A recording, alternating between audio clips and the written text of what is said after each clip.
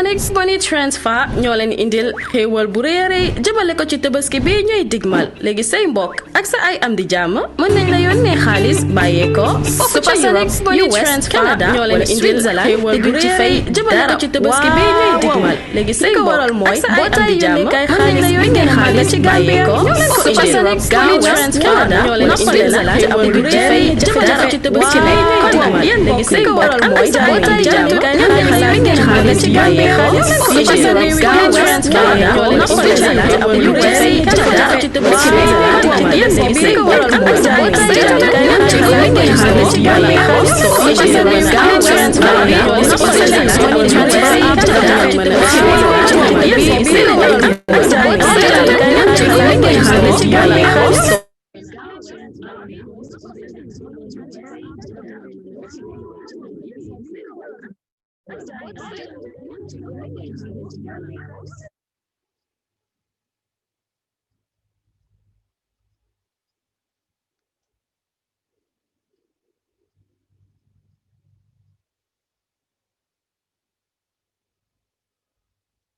Welcome back to another edition of the Gambian Talent TV live and direct here in our studios at Westville.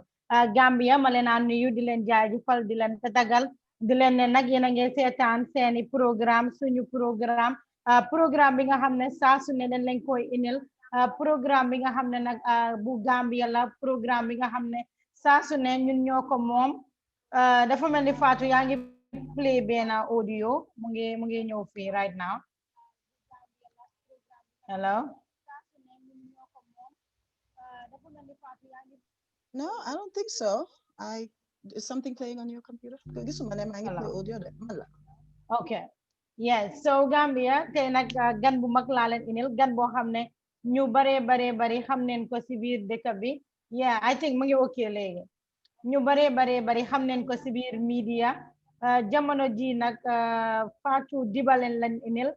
Ñu gëne ko xamee si Jongama Fatou ahankañ Jongama na wax dëgg ne yàlla tubaarkalla masha Allah so tey nag mooy suñu gan mooy seeni gan su ko defee nag dina waxtaan ak moom su lu bari si askan bi ñu bari xam nañ ko si media waaye gëj nañ koo dégg si yeneen anam bu dul si biir Gambia Fatou ma nuyu la salaamaaleykum sa audio mu ngi mute jërëjëf thank you Fatou jërëjëf waa maa ngi leen di nuyu yéen ñëpp man tam maa ngi laa fay thank you very much si li ma invite si sa show bi tey appreciate naa ko torop maa ngi laa fay naa nga def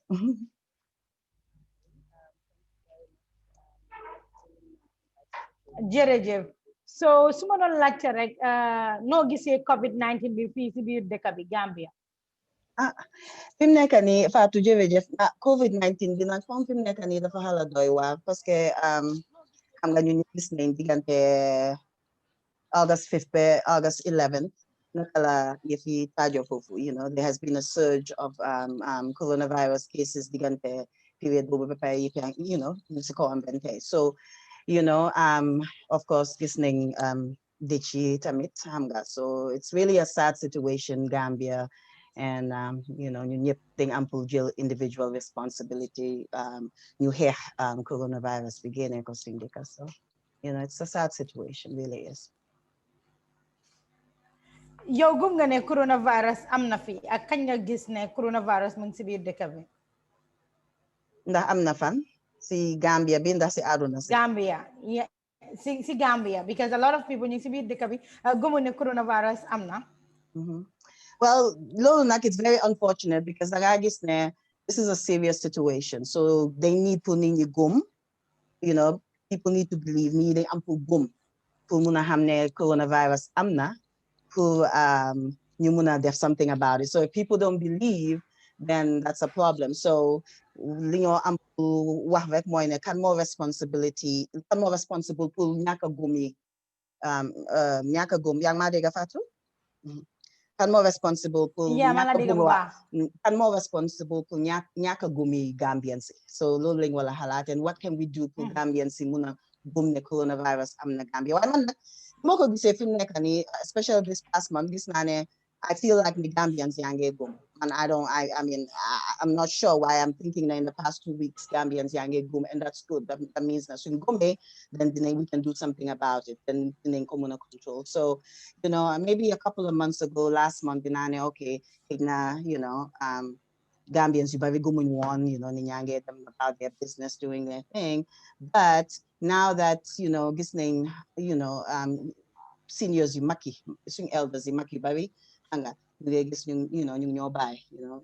I think that a lot of Gambians you do become the coronavirus is real and that they need to do something about it. So yeah.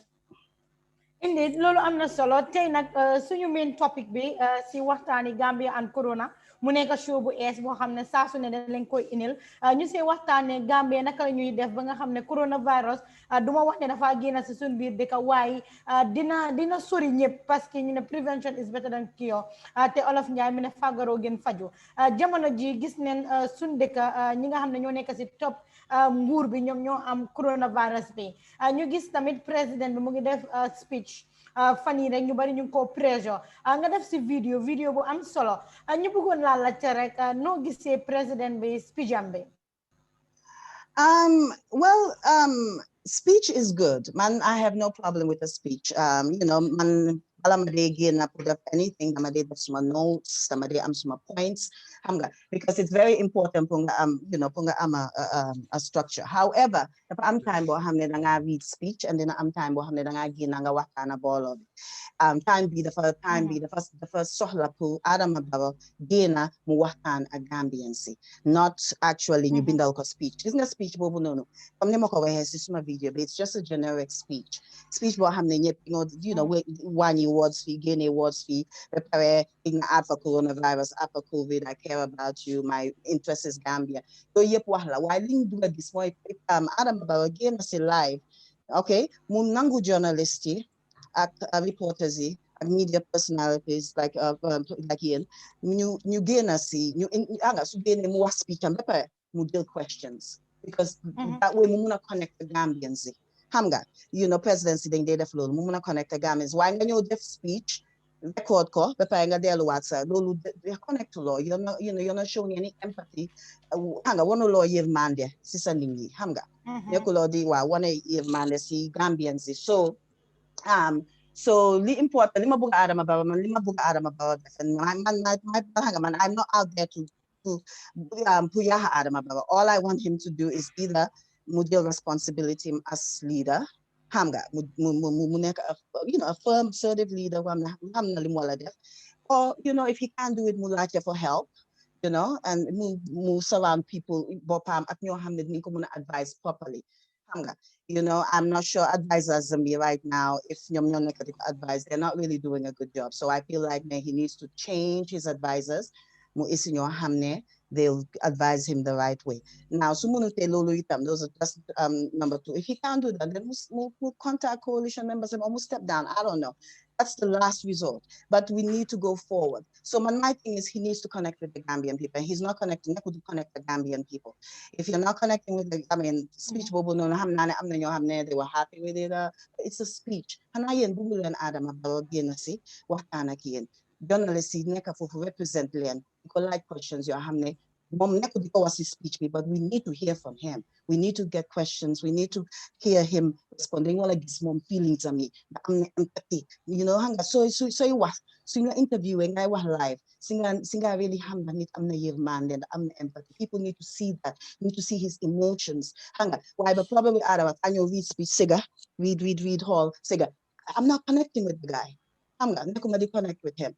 Hamga, and that's the problem. So that's why I had a problem with that speech, you know. And you don't. Another thing I had a problem with is you do not come out. Don't I mean, you know, I'll come out in our Hagami and see when I think there's a need. Well, there was a need. There has been a need.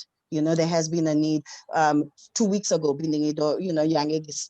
You know how much which one of those deaths are connected to coronavirus, but I'm quite sure then you get on the report. But you know, I'm just gonna go with the numbers. However, there have been deaths. We connect every day. Danga suba suba madama deva gala ubis my phone people said Facebook because the interesting thing is that the first thing luma de gis moy suma ubirek tage That's the first thing. It's like every day. It doesn't even feel. You know, I mean, it's not anything else. It's not someone talking about something happy somewhere else. No, target and smash. It just, whew, it just takes away a lot from me. You know, so I think that Adam Abba needs to connect more with the Gambian people. He needs to talk to us. He needs to come out and say, "Nemang, you need he needs to speak in the local languages. This is not about his English. He speaks decent English. Everybody in Angala do Laka. All of my all of Sose Mundinka Jola, whatever our national Moisulaka, you know, and Ingejanga Angala. And we should encourage actually some local languages. Much more I know all of Bangin, why didn't I like us more? You know, much more all of it are not deep as yours. Why? Community sa laka bo hamne laka all of or laka bo hamne you're comfortable with. When we full muy dollar, muy sauce, whatever you're comfortable with. Laka bobu. Yeah, didn't know sa si yefi language me, which is very important. But then, is it right? Ko President Adam Barrow Mohar, ñiti ñu tek ko pressure, ñi di def ay petition, ñi di def Adam Barrow lay, come to the people talk. Where is the president? Do you feel ne lolu dafa right? Dafa wara xaar ba ñiti tek ko pressure mu doga gina si mu wax. Just like yeneen dëkk ñu ngi gis every other day seen président yi dinañ ñëw di waxtaan ak ñiti not loo xam ne ñiti yaa leen ko laajte. And that's exactly my point. Adam Ababa every day mugena. See, he doesn't have to come out every day. Munagena, once a week. It's not much more Adam Ababa once a week sa dina contact. Once a week dina contact. Dina okay, mugena si once a week. Also, I understand that he's not used to this. Why Adam Ababa do get? So the thing is, people you get like 2017 and it's not only coronavirus, any situation we have Gambia. We've had situations post Jam 2017 where situations you're having the president why they know why are we begging our president? Can you call Nyan? We don't need to beg. Why do why do they feel like why like last week I noticed my week circulate then a document because of again how the state house have released how much release document we want again and 5 times. And I said, okay, I understand that 5 times since then, but this happened in March 11th, on the coronavirus. March 11th, it should have been more than 5 times. So people support him, people want to defend him, but then defense law you know, lima support the support while we support Adam above Adam above support me the Adam above one day then bugata met coronavirus be doing our buga duxi sa supporters you know one dugas li osa bunyu slow joga sili man lola buga osa 5 times so wala work well, it's been 6 months since coronavirus started. We should have seen Adam about at least 15 times. So since then, or 10 times. You know, let's say 10 times. Let's double the 5. Loolu am na solo bu baax a baax a baax kan moo wax loolu mooy Fatou Dibba Jongama Fatou kañ nekk foofu noonu si America tey mooy suma gan mooy seeni gan Gambia and Corona nag nekk show boo xam ne every time dinañ leen indil ndaanaan yu bare bari képp koo xam ne rek yaa ngi wax dara si internet bi ida nga believe ne looy wax am na impact na amul impact man maa ngi seetaan te ku ma indi suma show bi rek dama believe ne kooku wax dëgg neex yàlla koo xam ne baatam dem na Fatou dinaa def nii rek play Adama Barrow speech am bi a little su ko defee ñiti ñu déglu speech bi ñu xam yow lan nga wax si speech boobu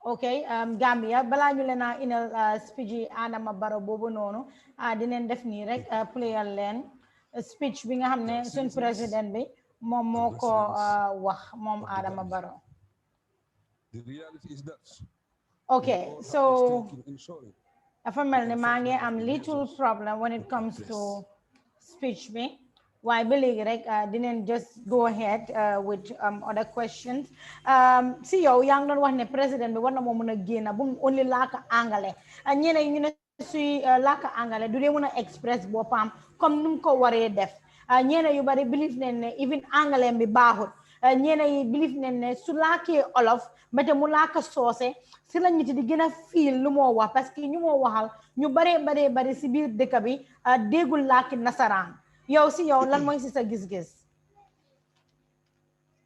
I agree. I feel like communication is important. So they want to use communication methods in a effective. Okay, so today ne yange laka come man suma olafi ana great. So man tay su let's say let's say I doctor talk on the coronavirus man duma simuna wa parce que suma olaf am na suma olaf set so duma muna wa mbiri health si olaf bu baax xam nga waaye dinaa comme ni ma waxtaan ni mun naa waxtaan waaye mbiri health si yoo xam ne nekkuma experts loolu duma ko mun a wax si olaf so balaa chat su ma bëggee connect waaw su ma bëggee connect su ma bëgg dama am pour def suma research ma xëy na wax ko si angale because xëy na noonu laay dinaa mun a research because xam nga olaf dafa am words yi boppam angale am words yi boppam man nag am na so deep si word xam nga deep words waaye with Adam about the same thing. Angale munga ko read. Anyone can do that. I can do that. Why punga muna communicate sa angale? Dunya pa komunte. I can tell you PhD holders, you babe munga ngala na tekfi kanela wahal si angale. Also, dun ko muna def correctly. And it's not because they're intelligent. It's not angale doesn't matter. It's communication that matters. Language be matter okay. Munengo jil Adam about nyo muwasi source. So okay, tay dina watana Gambian source. Muwatana Gambian sisi mandinka. Okay, that's good. You utna ko hamne. Bundi ka ba am intellectuals yo hamne. Hindi muna translate po ba. So speech be. So watane ga you intellectuals yo hamne. Hindi muna translate. You translate si angale. That way you nga hamne. Nga hamne.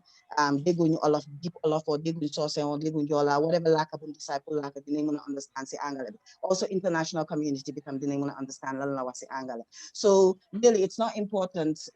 I know Gambia, that is just lulukulut, because you can do good laka, can do mandego maangala da moko janga, kunya kanyi pajanga, nipajanga laka, or sanga. So I think that Gambians need to lay off that and you focus on the issue. The issue is whether he should speak English when he's speaking to the Gambians or whether he should speak one of the local languages, and mandama feel like the ampulaka local languages so that mumuna express po pambuba, mumuna connect. Because that's why laka single muna express the feelings. Is express sorry.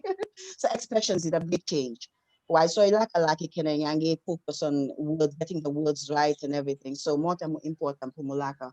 Laka being hamne mo comfortable, comfortable with. And I'm not sure what laka la how manding color or I think Kula or something, but whatever it is, now you choose like a bubu parent you translate see and then like a Gambian zebdega, yeah, but basically that's it. Yeah, and a lot of people then believe ne yen ñi nekk ci diaspora bi yena ini problème yi yëpp ci biir Gambia yena bëgg a taal dëkk bi parce que tey Adama Barrow su warutee su génnutee ñu ngi ko wax Adama Barrow génnal where is Adama Barrow ñeena yi sax ci seen gars yi ñi nga xam ne ñoo dee comment on social media believe ne Gambia tey soo gisee demut waa social media maanaam waa yéen ñi nga xam ne yéen a nekk ci diaspora ku nekk am sa page soo leen paree ngeen comment wax lu leen ne lan mooy sa reaction ci loolu. Lana enjoying is social media. Lana enjoying is social media. The whole point, it's social media. Hello? Yeah, Maladega. Yep, it's social media. And that's what we're there for. That's why we are on social media. I mean, social media sort of evolved. Man, maduga Facebook, most times people are in that posts like Lloyd Defax, Harry, Sapatiek. It was beautiful. We entertainment, it was fun. But it evolved when there was a political group, they were, doing their thing in their corner, and of course, there were only a handful of people. You don't fight against Jame or the fight against, so you get the own little thing. But we're gonna, things were different. Most people were on Facebook, they were very, and other things, because now the field have evolved. Now we're using platform for what it's actually meant to be used for, amongst other things. Of course, there's still Hewiye, Patiye, Gwanes and Natalie, we all do that. However, if you have a voice and you have a platform and you have people that like to listen to you or enjoy you or think that you're interested, then I feel like my mom Gambian, when you using platforms who educate Gambians. So if nakaatu artiste ñu ñuy wax ne Adama Barrow lu ta génnut lan moo ay si loolu what is lan mooy problème bi there's no I don't see a problem in that because ñu ñooy citizens yi ñu ñoo wala laajte ndax lana tax Adama Barrow génn te ñun si diaspora bi xanaa I think that people think they fàtte ne ñun tam Gambian you know so we're worried I mean ñun double worry lañ dee am worry about suñu bopp si coronavirus bi for example we're not only worrying about ourselves here ñun si you know nekkuñ di worry about suñu bopp fii rek waaye ñu ngi also worry about Gambia suñu mbokk yi yéen ñu ngi worry about yéen right now you know so it's very scary and that's why you know, we're going to keep talking. And Adam about it. Adam about it. Okay? Yes, very well. Lolo amna solo bu baax ba Fatou. Ñeneen sa den believe ne bu Jammeh nekkee fii ñu bari si yéen doo leen daan comment you know doo leen daan wax ana Jammeh ana lii but léegi daal Adama Barrow daal moom la ku nekk bëgg a jël rek xëcc ko ba mu ñëw si moom rek di comment. Hakañ because Yaya Jammeh nekkatu fi you know ñu jël ak Adama Barrow def nañ a wonderful job def nañ a great job and guess what ñoom liñ def moo tax ñu mën a nekk fii tey so hakañ waaye du loolu du tax ñu ne kenn we are not gonna duñ ne fu ñu nekkoon lu tax waxuñu fi Jammeh is back Jammeh it's not important anymore he's irrelevant Adama Barrow so what we're trying to do is we're trying to avoid lan moo ñu daloon time Jammeh loolu la ñoo try to avoid now moo tax Gambien si yëpp di am pour jóg ñu noppi woon ñu doon wax ñu waxutoon yëpp di am pour jóg okay so it is what it is so it's not all about ne Jammeh ngeen ragal ngeen ñeme Adama Barrow dañ ragaloon Jammeh moom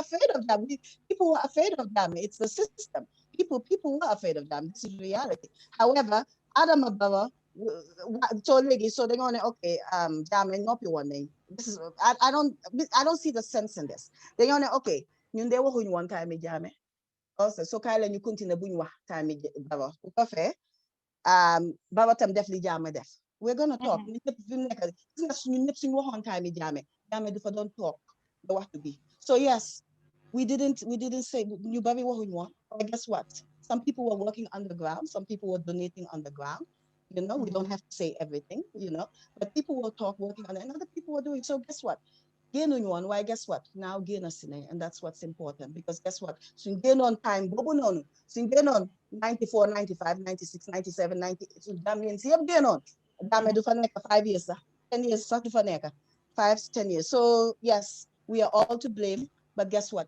we génn na fa so I'm not gonna dwell on that that's gone now we're gonna dwell on now we're not gonna let anybody you know what you can definitely Yaya Jammeh def and that's what we're all ñu ñëpp am pour jóg ñu wax ñu ñëpp ku mën a yokk sa voice nga yokk ko ku waxutoon before nga wax léegi you know we all have you know, we all have a part to play. We all have a part to contribute. You know, some of us like to write. Man, I like to write. Man, people are again, it's my emotions.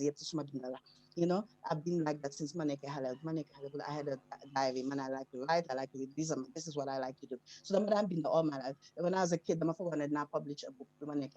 I used to write these little stories. So man, I'm a writer. I've always been that person, and that's what. So some feelings here, you know. So other people do other things. Gambians have other ways. Entertainers. This Aisha Gambian in Yanko. So Aisha, that's what she's contributing. That's her. You know, you need a difficult time. That's her contribution. That's how she escapes. And that's more talent. She's a comedian. So Lala Muna contribute. Stress. That's her talent. She is a comedian, and that's what she's doing for us. Why, you know, so then go buy thing. But you know, Gambians, we're always complaining about little things that are not important, you know. Right now, nipping wala focus on coronavirus. We manda manyo binda ma wafe Adama Barrow, ma blame Adama Barrow, ma wasma. I have manama all around. Other people they know you entertain, you featured other people know the comedy. Let people do what makes them happy. You do what makes them you happy. Man, because people said so ahead on content, that's fine. I'm okay, but you know, the people who know me, so they know what my thoughts were about that situation. However, I'm here now. Use me. You're not gonna put my push back into the shadows just because you're gonna say, where were you? That's really important more. Adam about what's he doing? How are we gonna move out the economy? And guess what? I'm on board now. Let's go. You know? loolu am na solo wax naa leen ko jigéen da nga mun li ngay def tey doo si ragal dara Fatou Dibba mooy suñu gan Jongama Fatou Fatou lan nga fa ne government bi ñu ngi koo def right si jamono ji nga xam ne ñu ngi si jamono coronavirus lan nga fa ne ñu ngi koo def right. Well, right now, I feel like you know, unfortunately, being among a situation being right now, the government be deal seriously. But I feel like no, okay, whatever they're doing, at least what I can say is now, right now, they focus on social distances. You know, of course, enforce, you know, mask wearing, all the things that they're doing right now. I'm okay with that. I mean, they can do better. There's always, you can always do better. Right now, they definitely well at it. Unfortunately, they should have started 3 months ago, you know, and doing the aga for neck a few. However, let's see what happens. Man, I can't really say that whether Lingo def right now is effective until maybe the next 2-3 weeks. You said, you know, what happens. But for now, you know, at least you get try. And I really, you know, you have to say that. You have to give them that. You get try. I know now we're never going to be satisfied. And if somebody says something else in our complaint, I'm going to complain. But I'm a balance my bob, you know. I mean, somebody say government, but there's something good. I'm actually going to say something about it. However, it's hard to praise the government for a little good thing when 99% of the things they're doing, or maybe that's an exaggeration, or maybe 80% of the things they're doing is horrible, you know? So I cannot, you know, so I need to focus on the things that are not working rather than. So what are they doing wrong su ko defee ñoom seen bopp xam naa ne du ñàkk gars yi ñu Well, ngi right now, seetaan. I mean, like you said, right now they're improving. So let's watch them for a while, you know?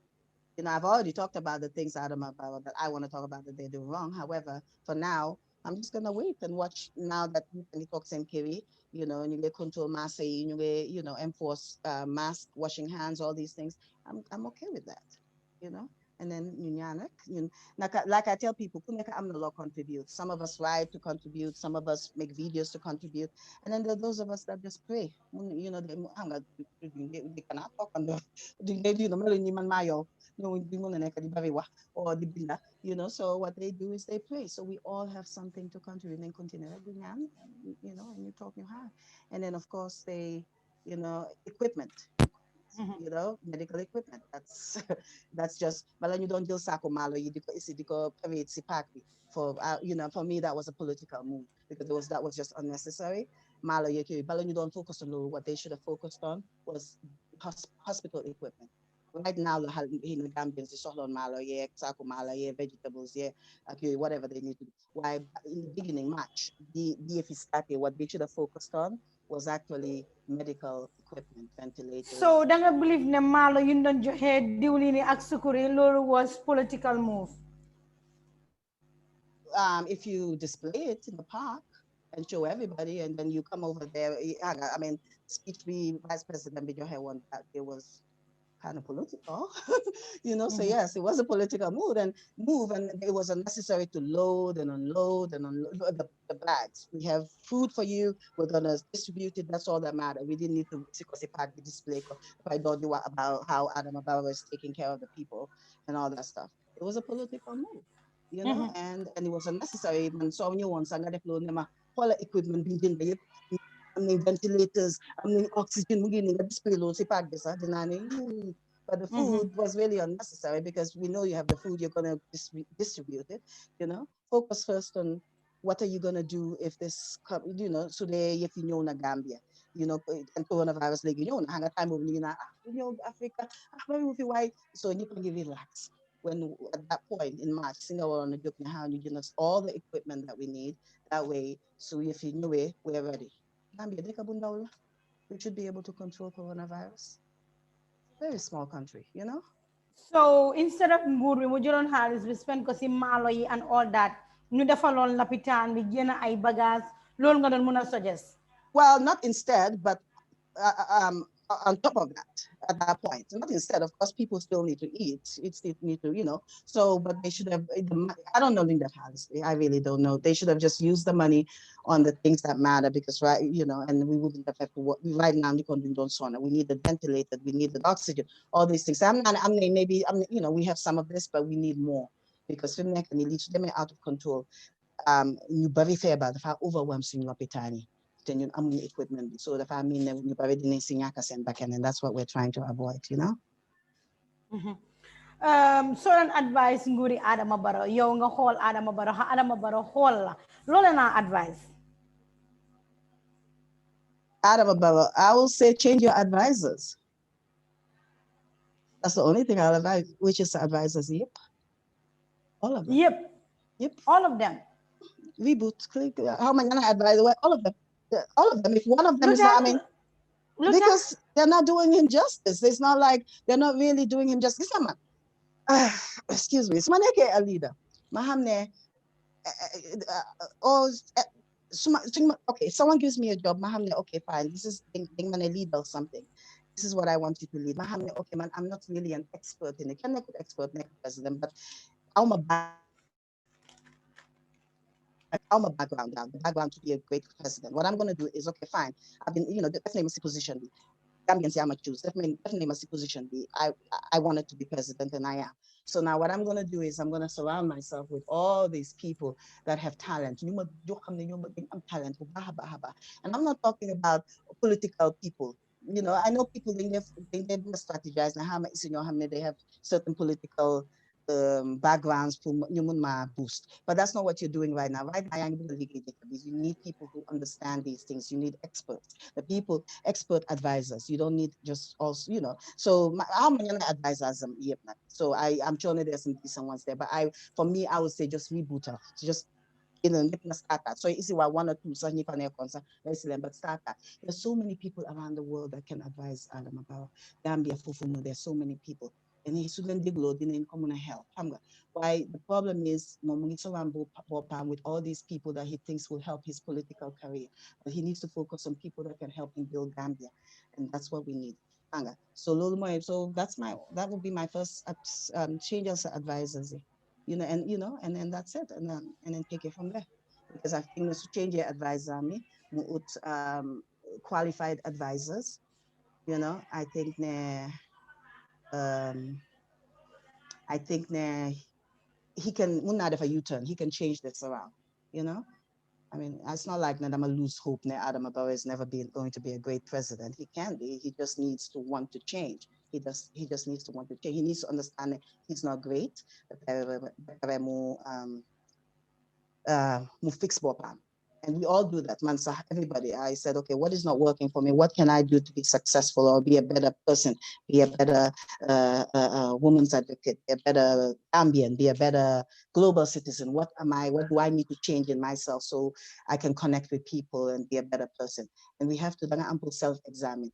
Adam Barrow the problem be to self-examine because Adam, that's wrong. People say yes sir, yes sir. Oh perfect. Oh, Bulan Fale, you didn't like Inane, you didn't but where were they? And your friends are the ones that tell you you're wrong. That's it. And if your advisors are supposed to be your friends. So they're not going to be bigger, then you're young, you fail. And if you're failing, is because your advisors are failing you. Because you're hamulo, why I'm gonna hire your ham and they should have given you proper advice, right? So yeah, so if you're failing, they're failing you, but so you need to fire them and hire new people. Just someone. People totally different. When them against advisors, so they can just focus on advising Adam about their main focus is Gambia. He has 1 year. He has 1 year to turn this around. So let's see what he does. He has 1 year to turn this around. Fatou Dibba what we def ni rek seetaan Adama Barrow speech am bi ñu analyse ko F. Okay.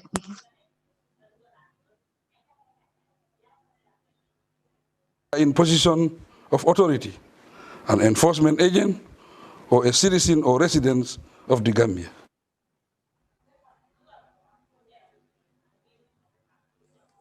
Every one of us has the common responsibility to prevent, contain, and stop the spread of COVID-19. No one else will do it for us. We have to stand up in unity and act together as a nation. Fellow citizens and residents, of the Gambia. The reasons for cutting down business activities, restricting movement, and declaring a state of emergency are obvious.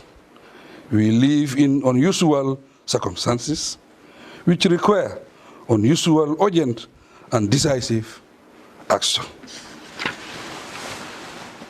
I appreciate that many of you would like me to address the nation often, and I want to assure you I will do so whenever the need arises.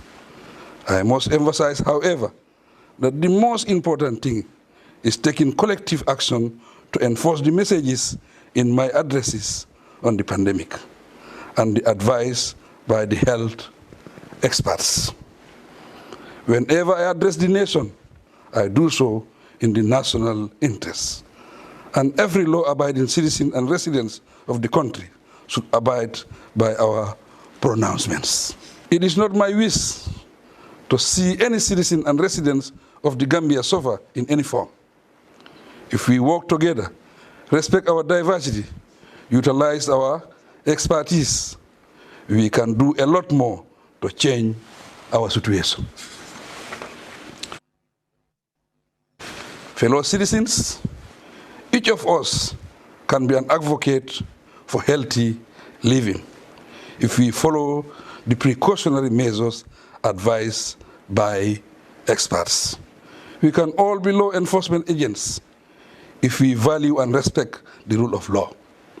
We can have the type of country we want to live in if we all act responsibly and hold ourselves duly accountable to the nation.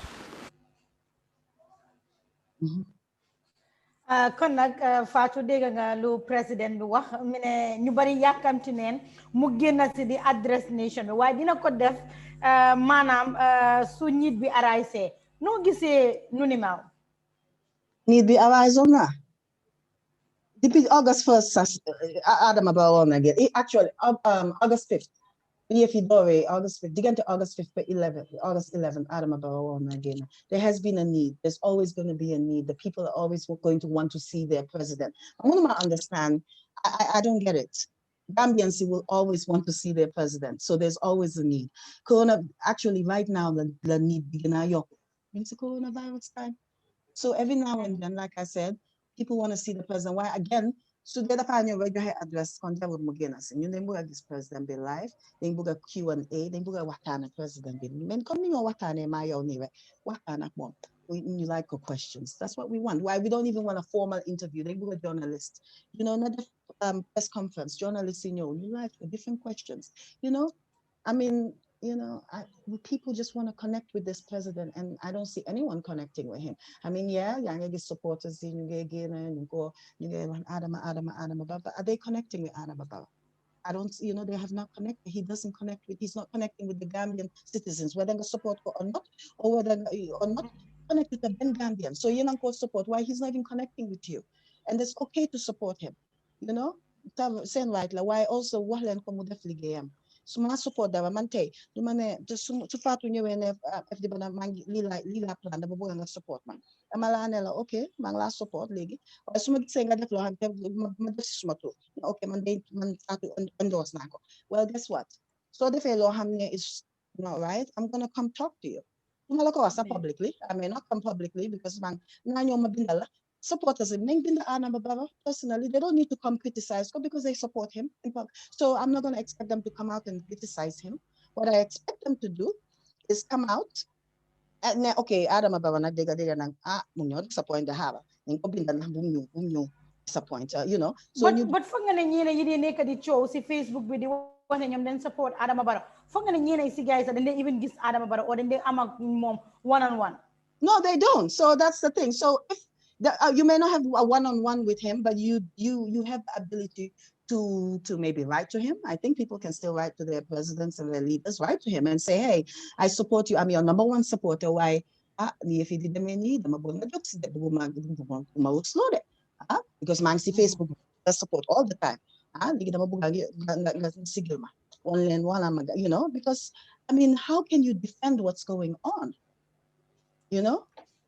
I mean, no matter no matter how much I support you, do ma mën defend li dem on and dëgg la du ma mën a criticize la publicly because maa ngi la support waaye dinaa la mën a tuxuñ dinaa la mën a binda la dimbale ma suma la xamee suma today you're my if I have your phone number somehow I'll call you and talk to you I'll request a meeting with you whatever I mean ñu dee support am na ñoo xam ne ñu ngi support Adama Barrow ñu ngi ko support they ñu ngi def run errands am yeeg lu nekk waaye duñ ko wax dëgga and you're close to Adama Barrow you're close to him wax ko dëgga bi bu ko ragal su la fayee nga ne okay dama ko waxoon ne lii lee mu fire ma move on I mean he will not want to fire you because danga ko wax dëgga I mean loolu jaame fa naa taami jaame la loolu daan xew Adama hopefully du def loolu awesome you know so my thing is wax ko dëgga soo bëggee nit wax ko dëgga you know if you soo bëggee ne wax ko dëgga bu ko defend like that you know ñi complain ñu citizens lañ so those of us that are complaining about Adama Barrow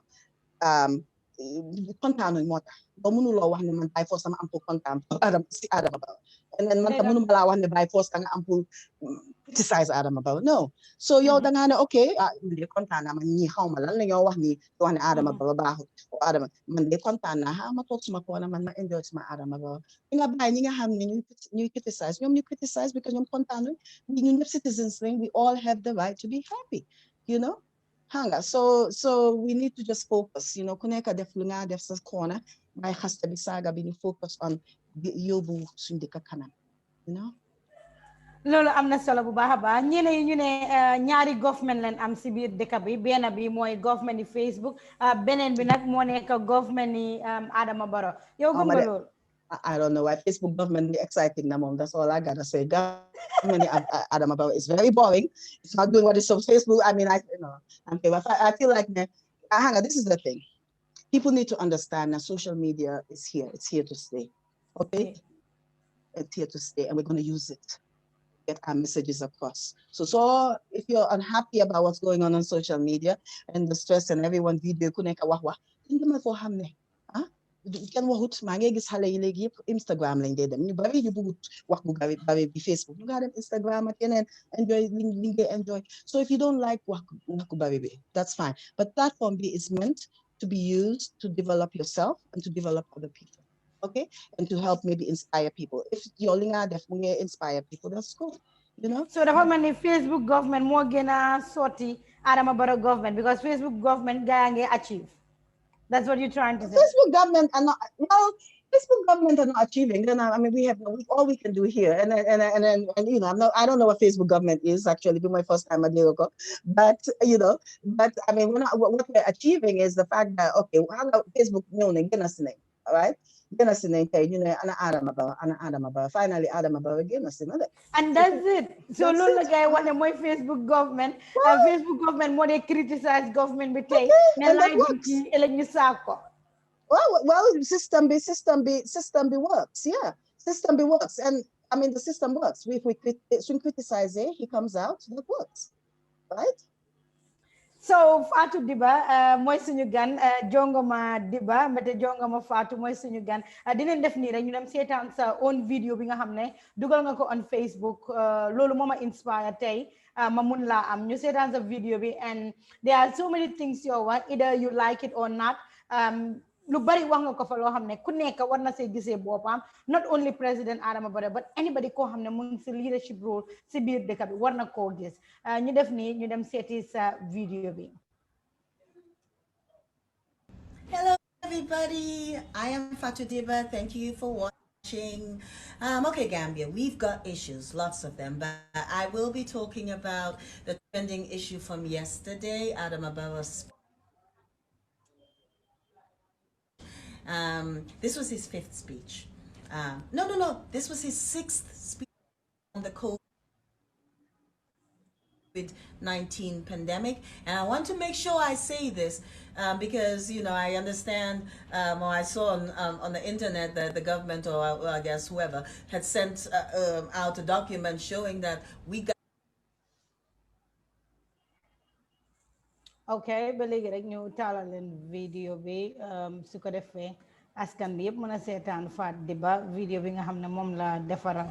Hello everybody, I am Fatou Dibba. Thank you for watching. Okay, Gambia, we've got issues, lots of them, but I will be talking about the trending issue from yesterday, Adama Barrow's speech. This was his 5th speech. No. This was his 6th speech on the COVID-19 pandemic. And I want to make sure I say this because, you know, I understand, or I saw on the internet that the government, or I guess whoever, had sent out a document showing that we got it wrong. The people got it wrong. We keep saying Adam Ababa does not come out. Where is Adam Ababa? Where is Adam Ababa? But Adam Ababa has come out 5 times, and yesterday was his 6th times. So as long as you guys know that, stop saying things like, where is Adam Ababa? Yeah? Okay. All right. So I'm not going to dwell on how uninspiring President Adam Ababa's speech was, because I see some of my social media acquaintances have found some inspiration in Adam Ababa's speech, and they are satisfied with the government's response to the COVID-19 pandemic in the Gambia, and that's good because, you know, if his speech made some Gambians feel like they are calm and relaxed and confident that the government has this figured out and that, you know, they got this, then, you know, that means they're not stressed out and worrying and going through anxiety, and that's good, you know. I respect that, okay? I respect that. I, however, am part of the uninspired majority, so my stress level is still like, whoop, you know. So I speak for myself as a citizen when I say that that speech annoyed me more than it reassured me. But that's just me.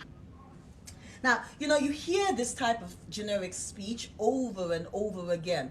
You know, it's a politician's speech, you know, words recycled here, a few words added, a few words changed here and there, you know, it's, you know, but Adam Ababa said nothing different from, you know, this speech was not different from any other speech that Adam Ababa has ever given. You know, it wasn't different from his last 4 speeches. It wasn't, you know, I mean, and he didn't say anything that Gambians don't already know. Mr. Bauer, in case you do not notice or you haven't noticed yet, Gambians have learned to cope without your leadership whilst, you know, you hibernate at the State House when we are in a crisis. We've gone through this for 3 years. But, you know, this was an opportunity for President Adam Ababa to connect with the Gambian people. Instead, we got a recorded, edited, formal, and inspiring speech read at an elementary school level, and it did not send a message of empathy or comfort to the Gambian people at all. He missed that opportunity. Fatou, foofu la ñoo sababu mbir mi tuuti rek ñu ñëw dugal ci sa vidéo boobu noonu da nga acton drama bi nga dem school. Dama dramatic. Yow di nga start sa vidéo bi ak ni nga ko starté and everything.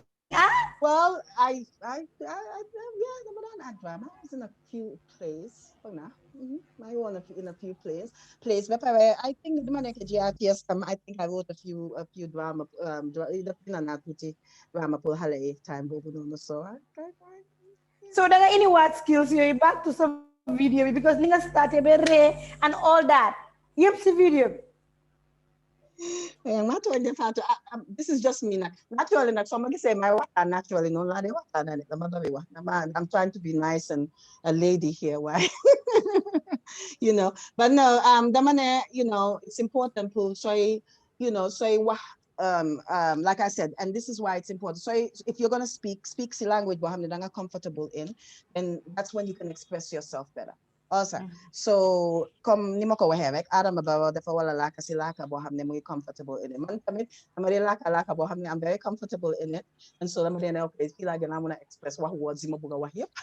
You know, so da nga gis ne dama si sa wax bi dégg naa nga ne Adam Ababa daal waxut fi anything no different. So speech bi yëpp buñ bina all through si I think si bés bi si suba lañ ko bina ne the president dafa address nation bi. I remember buñ dugalee video bi on YouTube. Some people even have to call me kañ la video bi di ñëw and all that.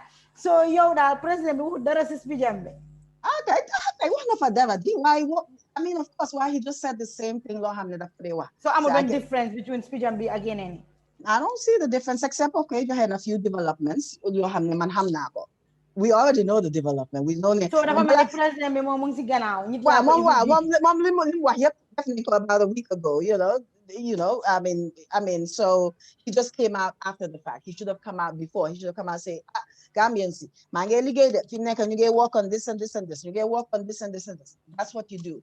Why, I mean, like he said, one na ko si video bi anyway, mo ne li important mooy li ma wax si speech am bi ne loolu laa def, mu enforce ko, so ñu ko xam mu enforce ko, you know. So teetee am na ñoo xam ne si seen jàngat wax ne ne président bi dañ ko bindal speech am bi bu yaaga daf ko doon read ko understand ko some people ñu ne the same thing la wax loo xam ne loolu happen na comme na ko waxee a week ago. Well, that's exactly what happened. So guess what, Mom? So you're right. So probably the Fadon, you know, he was just practicing his speech, and that's fine. Why, I mean, I'm on time to practice speech. That's the point. This is a critical time. Can I'm time to practice? You have, hey, so if there's a crisis, a big crisis, Sisasi, immediately they need president begin. I'm confidence gain us in a mansili. Even so, so I'm speaker. Most presidents, they just point bullet points, and you need to go into it. Also, oh, we don't have a time to write a speech, or here's a quick speech, but here are bullet points. You need to, you know, elaborate on those points. So no longer that. So Adam Ababa, I'm a capability that and this is important as a leader. Hasuma Adam about you, man, me. I probably don't have the capability of doing that. You know, crisis again. Maybe so what you do is, and we need a leader who can do that. We need somebody who can think on his feet.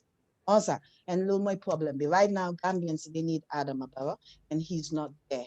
You know, he came out once, you know, his speech, you go this for the next 6 months. Till again, I think what happened. So Gambians mean over the past 2 years, I talked to Gisun Adam Barrow te gayange dunda sen life. So bugeng Adams my timeline did man yaga na di wa affair Adam Ababa 2017 Mexico. I can go back. So man, you know, this is not recent. How much I'm trying to remember what incident more here was. First incident we held, and we were looking for Adam Ababa. Was it Basse or I'm not sure, and he was nowhere to be found. Also, so the thing is, Adam Ababa, do they gain us when people need him? If I talk nyandi beg between critics and me, supporters and me, can you get them why Adam Ababa gain us? You get Adam Ababa gain and you like Adam Ababa gain us. Adam Ababa gain us. You let them nan you get them your son Adam Ababa gain us. You hear you and critics. You know distract. You need and while your neck at the hair. And focus lens support Adam Ababa. You focus to criticize so you balance out. Because you can support you and confidence, you can praise. You can criticize, you can want fun them wrong. And that way Mumun can fix. You know what I'm saying? So so Mumun can fix. So it's balancing out. So let more, you know, just let us criticize him so that Gambia one of them can, you know, and criticize and I'm constructive criticism, but I'm destructive, I guess destructive criticism. Some you know. Some people, most people, you may criticize constructively. Maybe words they use are very harsh sometimes or strong, but that's what you do. As long as sagulo, man saga mam ando masi man duma talk duma de sa setan can kude sage. You know, I don't watch anyone who uses bad language. Okay, has the okay sage. I don't like that. Why you can express sabopa, express and have anger in a very assertive way without making the saga or the personal. I don't care about Adam Ababa's personal life. I care about his leadership, you know, as a president. So I don't care about how many wives he has. I don't care about any of that because that's none of my business. What I do care about is leader. Well, I will care about. So I mean, too many wives, then I care about Lolo. That's like we're taking care of too many people. You know, sing Alex, we take care of too many people, so we cannot do that. So yes, or whatever. Now I'm doing water, but yeah. So what I'm next president? What I'm nyari jabar, right? I mean, I just feel like, you know, we need our money and our resources. So that's what all I'm saying is that we cannot take care of a man who has more than too many wives. So, you know, but that's besides the point. That's something else. You know, Right, they ample save our country before they ample save Harley. So wastage, and I'm not saying that by waste, and that's just a joke. Why hang on? Anything law having if I create wastage, right? Because we need every penny that we have. You know, so yeah. But yeah. But for the speech of vitamin, I'm not ñoo xam ne wax nañ ne come to frontline workers yi health workers yi gaa ngi def so much si biir dëkk bi and some of them you know right now ñu ngi get frustrated according to the léegi si internet bi some of them even bina neen you know, a letter saying that in the office of the president, but ñom deny nañ ne gisul letter. But as far as ñu ngi gis social media, we nit yaa ngi praise, you know, here and there, dañoo gis different people, they were health workers yaa ngi try. But see, entire speech of me mentioned anything like frontline workers. I didn't, you know, interestingly enough, I did not notice that. Notice Malulusa at all. I didn't realize Nesten could Isa. So they know, oh wow. Huh. Yeah, you man video. And okay, so yeah, I understand human connection bimawa.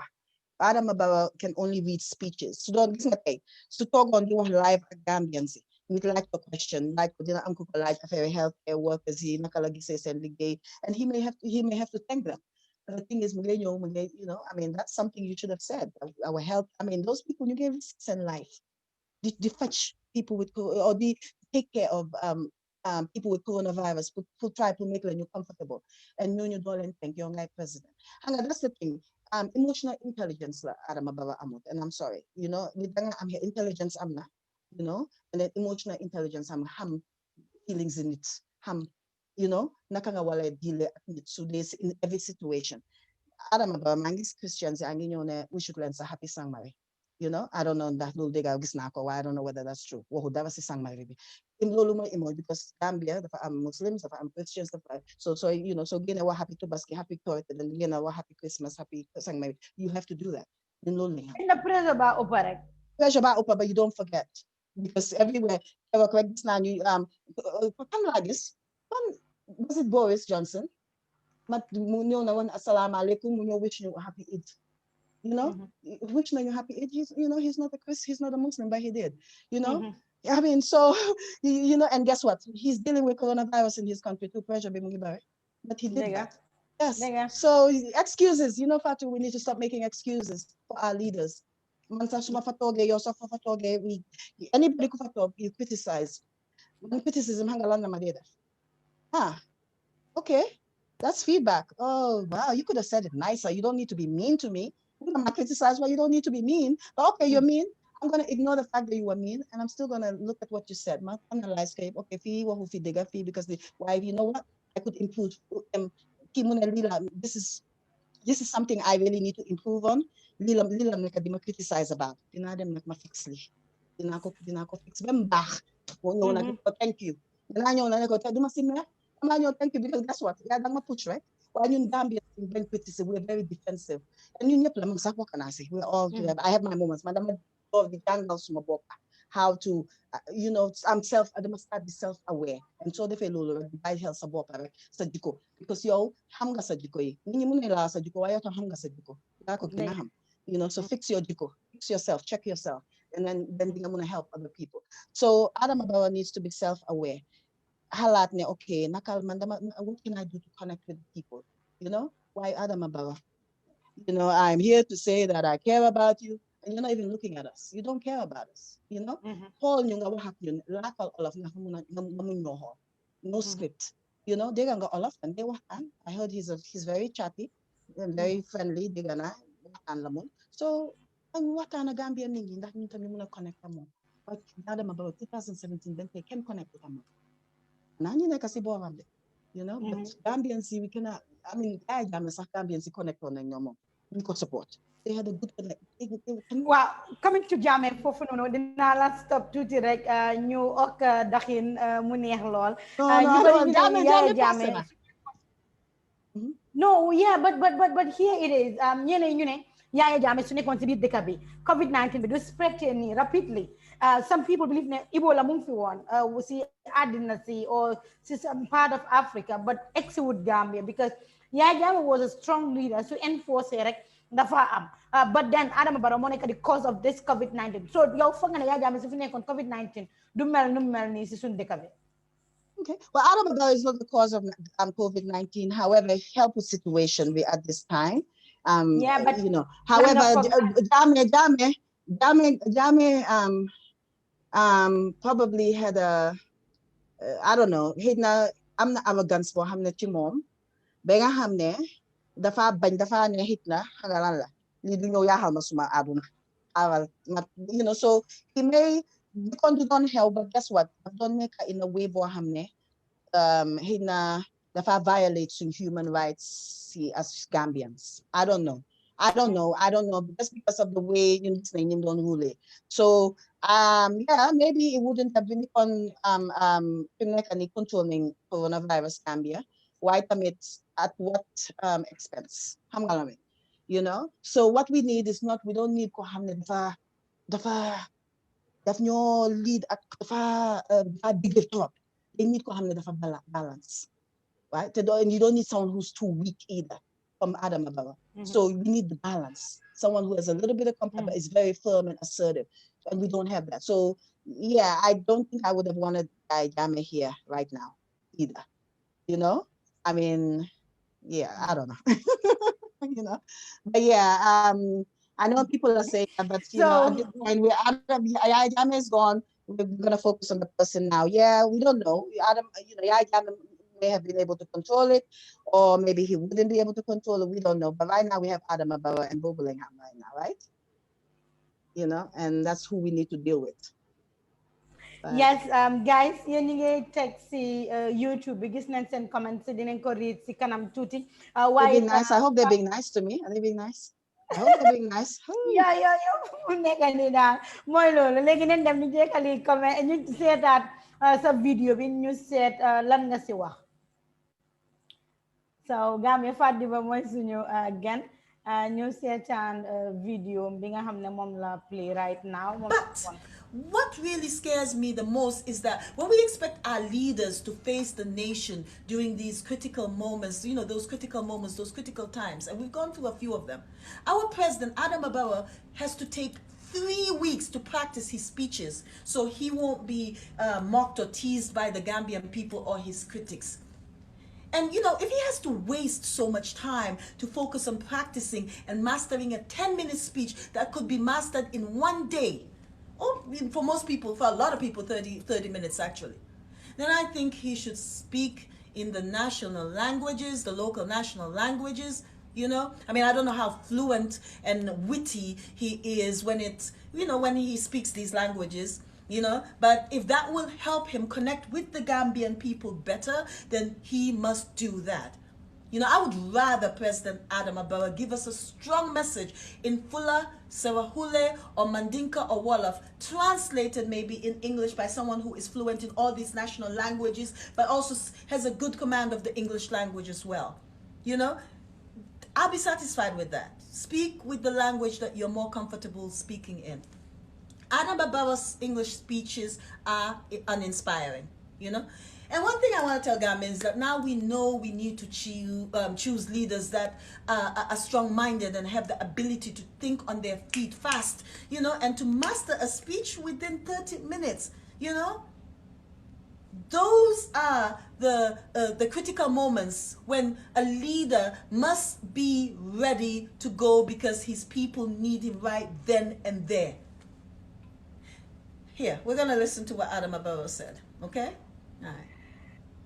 Jërëjëf Fatou Dibba wax boobu rafet na lool comme ni nga ko gisee mu wax ko si Facebook bi mi ne Adama Barrow speech am bi daal mooy loolu so dinañ dugga si li nga wax si Barrow speech am bi daal nekkul di connect ak ñiti nekkul di xool ñiti bu baax a baax so foog nga ne COVID-19 bi dafa wane weakness si président bi moo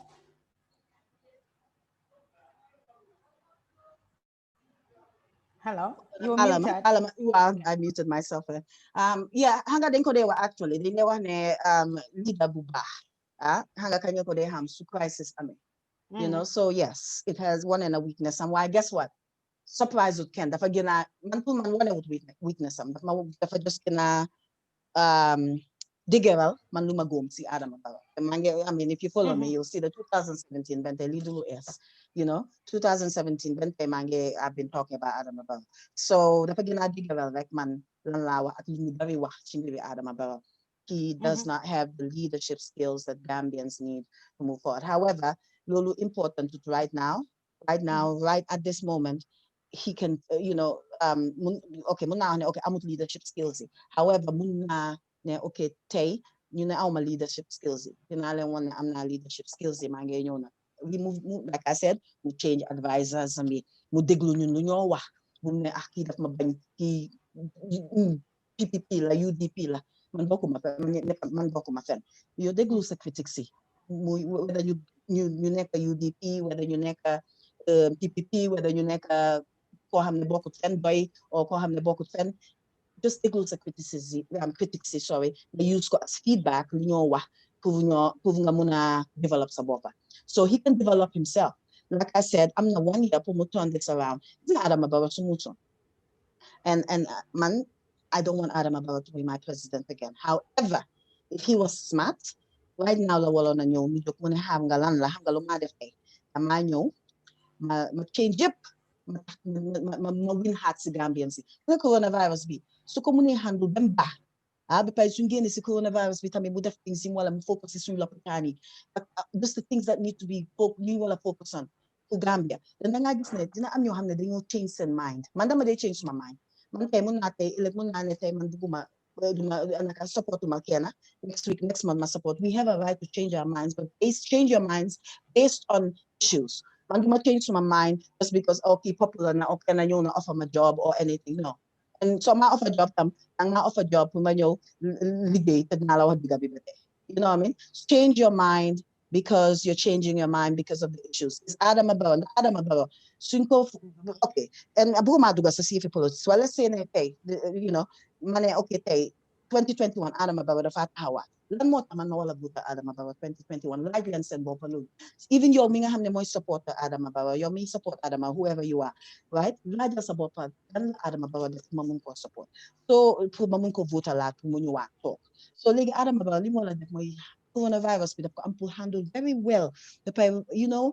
people elections di ñëw bu ko defee Gambians mun a change seen mind na baaxutoon de for the past 2 years waaye génne nañu si coronavirus bi da happening de dañ ko try kon dina try am na jom am na fulla fi mu nekk dina def dina kon léegi mu ngi déglu xam nga and then people will change their minds man like I said man support ma benn political party man am individual te dinaa vote man as long as maa ngi dunda dinaa votal anybody nag gis nga su doy isee ku baax dinaa ko votal su UDP isee ku baax dinaa ko man votal ma party individual lay votal choose man loolu lay votal su GDC or these other parties isee ku baax dinaa ko votal I mean they may just be well, yeah, not all parties. Do my vote all parties? Why most parties you have the incident kubada denial voter, you know, in our vote depend on issues. So Mante next in 2021, I'm not vote one person. In 2026, my vote Kenen. I'm not gonna be loyal to any party until this party bo hamne doinama.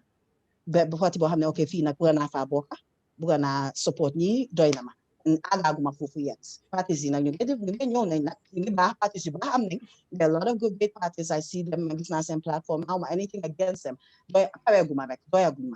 I'm waiting. They you know, I'm just gonna mangle in the set. Until right now, we're gonna focus on those. Man, I'm gonna focus on Adam about definitely Gambia. We're gonna focus on support political party because I'm gonna so support a political party. Then I'm loyal. So to another faithful food never do more. I'm gonna criticize, but I need to be able to. I need to be able to be myself wherever I am. You know, what's my goal? I set up my own political party. Hey, the man set up the political party of the Fatus. Fatou actually, but I'm decide. I'm only because I'm only in a Fatou.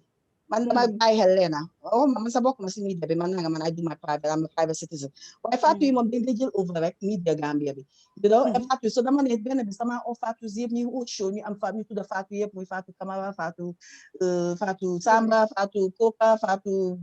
Fatou, all the Fatus, Fatou, the lady in England, all these people, Israel, like you, I'm the Fatou show. You discuss issues. Yeah, nah. You guys are doing. Wow, I'm not about to see down you over media Gambia. You know, I'm just kidding. But yeah, no, you guys are doing a good job, and you know, so for me as a political party, I'll be an advisor. Like, this man,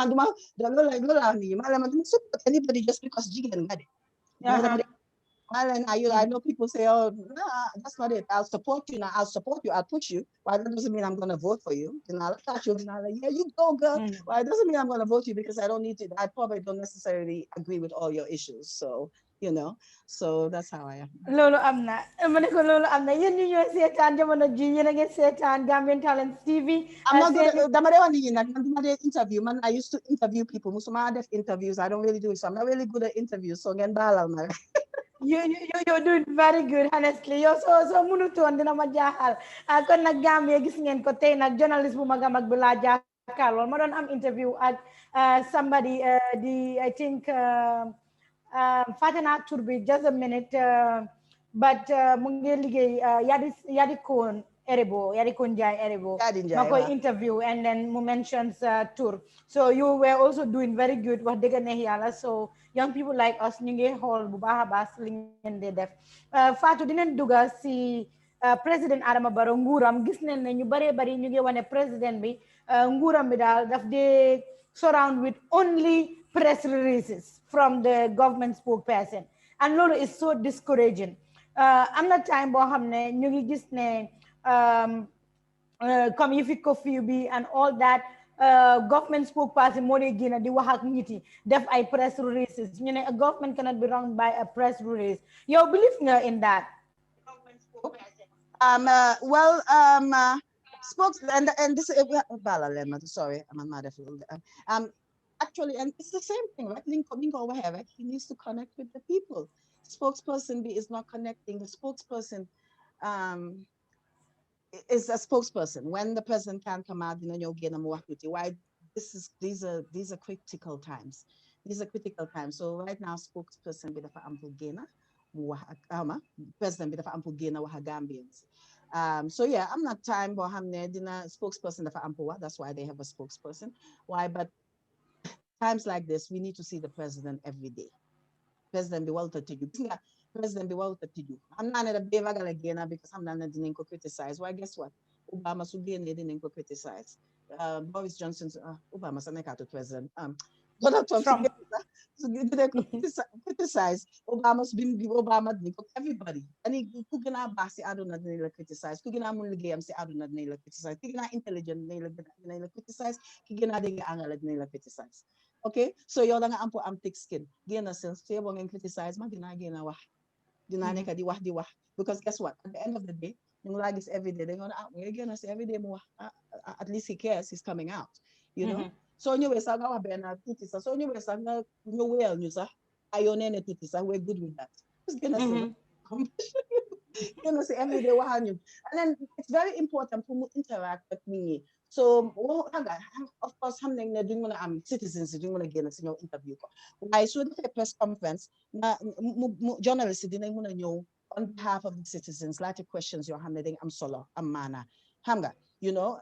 Hanga and we need hanga and more answer. Someone to answer question and be questions then move them to next question. All the time. So da nga believe ne president bi suy address nation bi media house yëpp fa war a nekk ñu laajte ko suñu ay questions. Yeah, you go there all the time. People with that. Man, I have 188 questions and I know other people also have so many questions for him. And you just ask every journalist to give you 2 questions. That's it, and you're good to go. And people have questions, and that's the thing. People have questions. Journalists have questions that you can actually answer, and that answer live. And that way, you prepared speech. That's you cannot control it like that. You need to let people ask you questions that you catch you like the questions you have to expect to look at.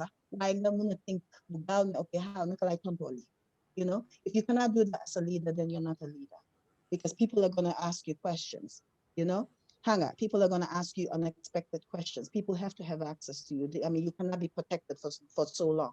You know, bubble, you know, so again, you control the speech. I used to be a broadcaster, so I know all the, I know where everything was. I was not an editor, but I edited my shows. I was not, we all knew how to edit and stuff. So, so we know what happened in that video. We know, man, you uta sa teleprompter sa mo magina. Nga teleprompter sa. Teach you how to use a teleprompter. That's what all these American presidents use, by the way. At least that's even a better connection at people. Why even Lulusa? I don't want to do that. I don't want to see him reading like, okay, and then stuff, you know? So I don't want to do that. Laka being a hamne mom comfortable in. So laka being comfortable in, then guess what? The far near, the far flow. You know, ñëpp dinañ gis sa compassion, sa reaction, sa tone dina def lim wala def. Nga soy wax tone dafa egg what you have to know how to talk to people so that you're not, you know, you're not boring people. But that was just a monotonous speech for Hamlet of, you know, mu ko read. We need emotion. And we have thought because you know we have emotional. You can see. Ñun ñëpp ngi man duma dina law man ma ngi xalat rek Gambia ma ngi xalat te ma ngi am suma bop fa xalat yi. It's not as if I'm safe over here. You know, why tamit yaa ngi xalaat kan lañ ngoo target ëllëg kan lañ ngoo target ëllëg kan lañ yaa ngi worry kanga so loolu tax ma ne Adama Barrow needs to come and show us who he really is. You know, people keep saying, hey xamu leen Adama dafa baax, hey moo bëgg nit moo lii la we don't know that you know.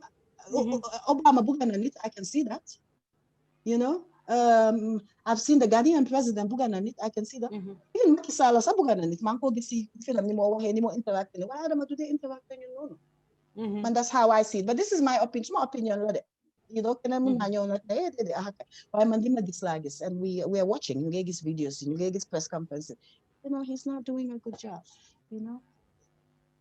Yes, belegi rek dinañ dugg ba tuuti rek si video président bi ñu xool lan la waxaat si biir video boobu noonu. All right. Yes. Fellow citizens, it is obvious that we will make a positive difference towards the development of our country if we value the time we spend and do good. Importantly too, we can maintain peace and stability in the country if we are honest, truthful, sincere, and treat everyone as an equal. That is why my government chooses dialogue and observing the rule of law, noting that the Gambia belongs to all of us. Through dialogue and respect for each and other, we can achieve our development aspirations. Fellow citizens, residents of the Gambia, to stop the spread of the virus, we are all duty-bound to wear a face mask, properly covering our mouth and nose before going to any public place. We do not have to wait until the law is applied before we do the right thing. Let us police ourselves as individuals, groups, and communities. It is important to emphasize further that all transporters, be they official, private or commercial, should be responsible enough to wear a proper face mask and ensure that passengers in their vehicles wear an appropriate mask in a proper manner. Anyone who violates this regulation or breaks the curfew in force will be dealt with according to the law without any compromise. Every sector of society has a duty to prevent the spread of COVID-19. I encourage and call upon the religious leaders to support and adhere to the COVID-19 measures in the best interest of the country. Municipal and area councils, market managers, and all stakeholders are advised to provide sanitary facilities and design proper physical distancing mechanism in all markets and their environs.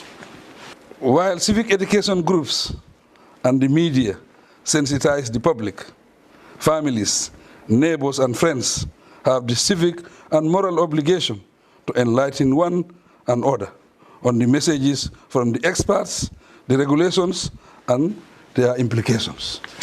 Government can devise or invoke the necessary public health laws and regulations, but it is our responsibility as individuals to maintain regular hand washing, proper wearing of face masks in public places, and practice physical distancing.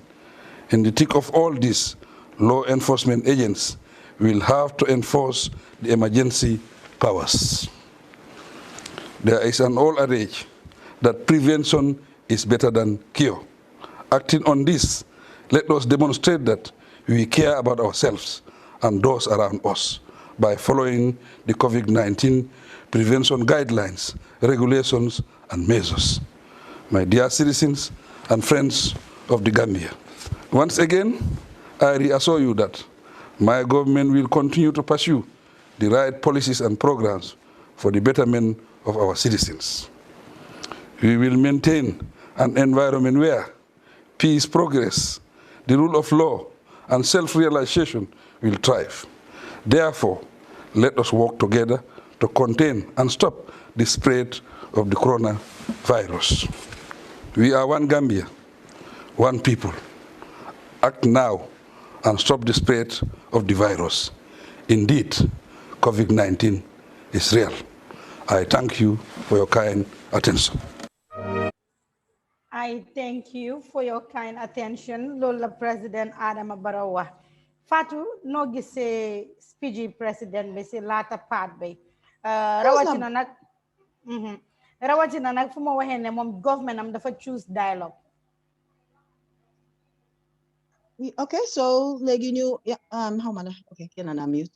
So like you have dialogue. I mean, we have not seen the dialogue yet, so you will have. So you see, ko am pim nekani. So look, Malala, you know one year, man. After speech, I mean, like they gonna have more enforcement, and then of course we're gonna he wants dialogue. Okay, let's see what happens. You know, I mean, if he dialogue is very important. I mean, we have to have a conversation. We need to work together as a country. So limwa yepsi latter part of speech is good, and of course dialogue hamun go. Gambians, people have already come out, Gambians, they put their individual responsibility, all this stuff. So come on, you ending the big and you have to implement enforce so we're waiting. So I mean, there's just nothing we can do. I mean, it's not something that he can do, but guess what? They're taking steps. So they said that these steps in the past 2 weeks that didn't help situation in COVID be, of course, in the next 2-3 weeks, didn't help watch COVID. So let you self-isolate, let you detox care, let you solve mask, let you which we should be doing all the time, is because they if you spread it, right? So you talk so in about 2-3 weeks, whether more effect whether it worked. Yeah, and I guess then some media houses are affected. See COVID-19 bi gis na media houses yu bare wax dëgg ne yàlla COVID-19 bi tax na ba nga xam ne lu ñu war a def sa seen reporters yi and all that nekkul di ko def gis ne tamit dëkk boo xam ne amul media dëkk bi du mun a dem parce que nit yi duñ inform duñ aware of lan moo nekk di happen te journalist yu bare ñu ngi get affected. Don't you think it is high time président bi boole woon loolu si speech am bi jéggalu si journalists yi nga xam ne ñu ngi affected with this COVID-19 wax ne gis nañ seen liggéey ñeneen bari si gars yi sax turu seen liggéey la gars yi from moom. Okay, so sorry, so last part. So li nga wax mooy ne am journalists yoo xam ne they were affected by COVID-19 their work, or you're talking about being infected? Yes. And job, okay, so job is okay. Okay, so yes, I'm not journalist yoo xam ne yes. Oh, okay. Déguma woon loolu. Okay, so naka la gars yi, how are they getting infected though? So some of them ñoom seen bopp sax xamul naka lañ ko amee and all that, but si laata partam yaa ngi gis ne dina communicate when the need arises and all that. So am na journalist yoo xam ne right now media bi in Gambia am na media houses yu bari yoo xam ne nekkul di def liggéey bi nu mu waree not because buggun koo def but because dëkk bi is so threatening right now. maa ngi toog right opposite Westfield yaa ngi gis nit yaa ngi dem seen yoon without ñeneen deful max ñeneen def nit max si biir dëkk bi dama ko dee wax am na ñu bari yoo xam ne ñi ci nekkul di ko wane nu mu nekkee di demee di nga gis ne ñu ne leen dee dem si coffee bi di wane lan moo dee happen si night bi and all that, but am na yenn media houses yoo xam ne duñ risk seen life ku def ko because believe nañ ne government nekkul di recognize seen efforts yi and all that. Well, do some responsibility, Gambia government to protect journalists. It's the responsibility of the media houses to protect. Yes, To protect Nyom sense that. However, journalists still have to be able to go out. So Nyom, they have to have access to go, Pugina, even curfew Amesa, you should be able to go out, maybe just send report, one year what's going on. So yes, however, those journalists, they're already infected, why the thing is, they talk, you isolate. The thing is, journalism, and the good thing is, with the adolescent in Malegi, journalism, you don't need to, reporters, first of all, yow mu ngaa génn nit ñi protect sa bopp waaye yow yaa ngi protect sa bopp yaa ngi sol mask, okay, so that's fine, yaa ngi sol mask, make sure rek ne ni ngeen di microphones, and I don't know what you're supposed to do with the microphones and all that stuff, waaye sooy interview nit, of course, stand from the boom, boom, exactly, there you go, there are a lot of things you guys, so loolu job in media, I cannot really blame government. What I can say is government, they want to buy access, like I said, journalists, they have to have access to Adam Abaro so they can interview him. Journalists have to have access to public places so they can see what's going on, so they can report back to us to show us what's going on. So if they Adam Abaro, if I had a press conference, for example, the journalists, all they need to do is all press conferences, 6 feet apart, kuneka sol mask, momuta how feel sol mask, it's advisors them here, whoever 6 feet apart, that's it, it works. It still works. You need to talk about this in America, COVID movie. Gambia, why you get up you get the things that we're doing, you get them restaurants, we're doing things. But the thing is, because why the thing is new establishments, new control how we go there. So you know they control how we do all this. They tell us, can you go do a restaurant? They have a certain capacity for now 50 people or whatever. So there are a lot of things you have why, and that has no responsibility government. Now, one thing I wanted to say is, they always do one Adam about government muna def lan ko su nit Gambian ci teklu Gambian ci den dege bopa aduna ci ñepp dege bopa Americans yaangi fi tay du nango sol mask ngey protest ngey kenn ñene ñoo simi sen underwear ci jigeen yi ne lolu ko ngeen ma nga dem ci boutique ngeen la sol lo mask ñu simi sen underwear yi sol jël ko takal ko just pour protest pour yabaate ngew xam nga because they don't want to put anything, and then you do you get them. So people do that all over. However, right, that's Lolo do work. They all I'm you dig but thing is, government be the time you def Lolo, for am kunyo topa, am kun believe in, am ko hamne jolu coronavirus be seriously, but nyom tem jolu ko seriously fi America. Kan moy koku, ki nga hamne moy leader bi. Si deka bi. So ñooñu moo tax ñuy def loolu ñi Gambians yi nga xam ne luñ woon coronavirus be serious because man xam naa ne man suma mbokk yi a lot of people mbokk yi ñu bari jël nañ ko serious ñu ngi tëju def li ñu wala def they following the guideline am na ñoo xam ne jëluñ ko parce que dañ gis ne gis nañ ministres yi ñu ngi ñëw hold on wait me 1 second. All right. Kon nag mbokk yi yéen a ko gis Fatou Dibba mooy suñu gan seeni gan mu nekkoon foofu sa GRTS di daan liggéey foofu noonu jamono ju yàgga so ko solee masque so nii gis nañ ko gis naa vice président bi def ko si beginning bi gis naa ko mu def ko multiple times nga jël sa masque solee ko nii that's not so ñu ngi gis loolu ñu ngi gis kenn solut masque lan nga foog vice président bu mu defee loolu foog nga ne munut ko sol o dafa bëggoon rek ku ñiti dégg kàddoom mun ngaa dégg kaddu yaa ngi maa dégg da dégguloo ma man laa dégg okay mu ngi nii so naka tuuti sax so you don't wear a mask like that and then there was multiple times gis naa meetings yoo xam ne kenn solu mask kenn solu mask ñu ngi génn man gis naa man am quite sure ne diggante coronavirus bi gis naa political rally party Adama Barrow gis naa ko and can you imagine definitely being a press conference Ibrahima Silla together with Ibrahima J Sankare guy definitely press conference and I have to ask that question man leen ne jamono ji nga xam ne ñu ngi ko toolu mooy bés bu Sankare di announce ne it's going to be a mosque ñëpp ñu sol mask bés bu moo wax loolu si press conference bi Silla wax ne ñëpp ku solut mask den la arrest moom Sankare moo wax loolu si meeting bi and the next minute man ma ne ko but ñu ngi gis ne président bi parti am bi di NPP ñoom ñu ngi dem di def raari di round dëkk bi and all that fooguloo ne président bi parti am bi moo waroon na nekk parti boo xam ne dafa war a set example and at the end of the day lu ma wax moo nekk ne mom du mëna answer question boobu loolu naa ko laajte NPP and I told him it's not about NPP. See, this is not about NPP. This is but yow as the government spokesperson yow yaa mën a answer question bi because yéen government yéen a wax so su parti bi mi ne hit na président bi xamul sax ndax ñooñu génn neen oo génnul moom xamul loolu noonu. Actually, the president should know that because that's his political party. You support you because you win elections. And my point is, and that's my point. My point is, so why are you blaming? Let me blame Adam about Adam. Yes, he can. And yes, he doesn't have to control Nini Yaya Jame style. He can control Nini just by being the person saying, man, set examples. Man, me. Why man the man have the same magiskaya me? And this was sometime kind of now Madam Mela June why it was way after Corona. But because that's that state of emergency. In the Sakumala, you no control. And the next minute, the girl some political party members yet take a lot a plus.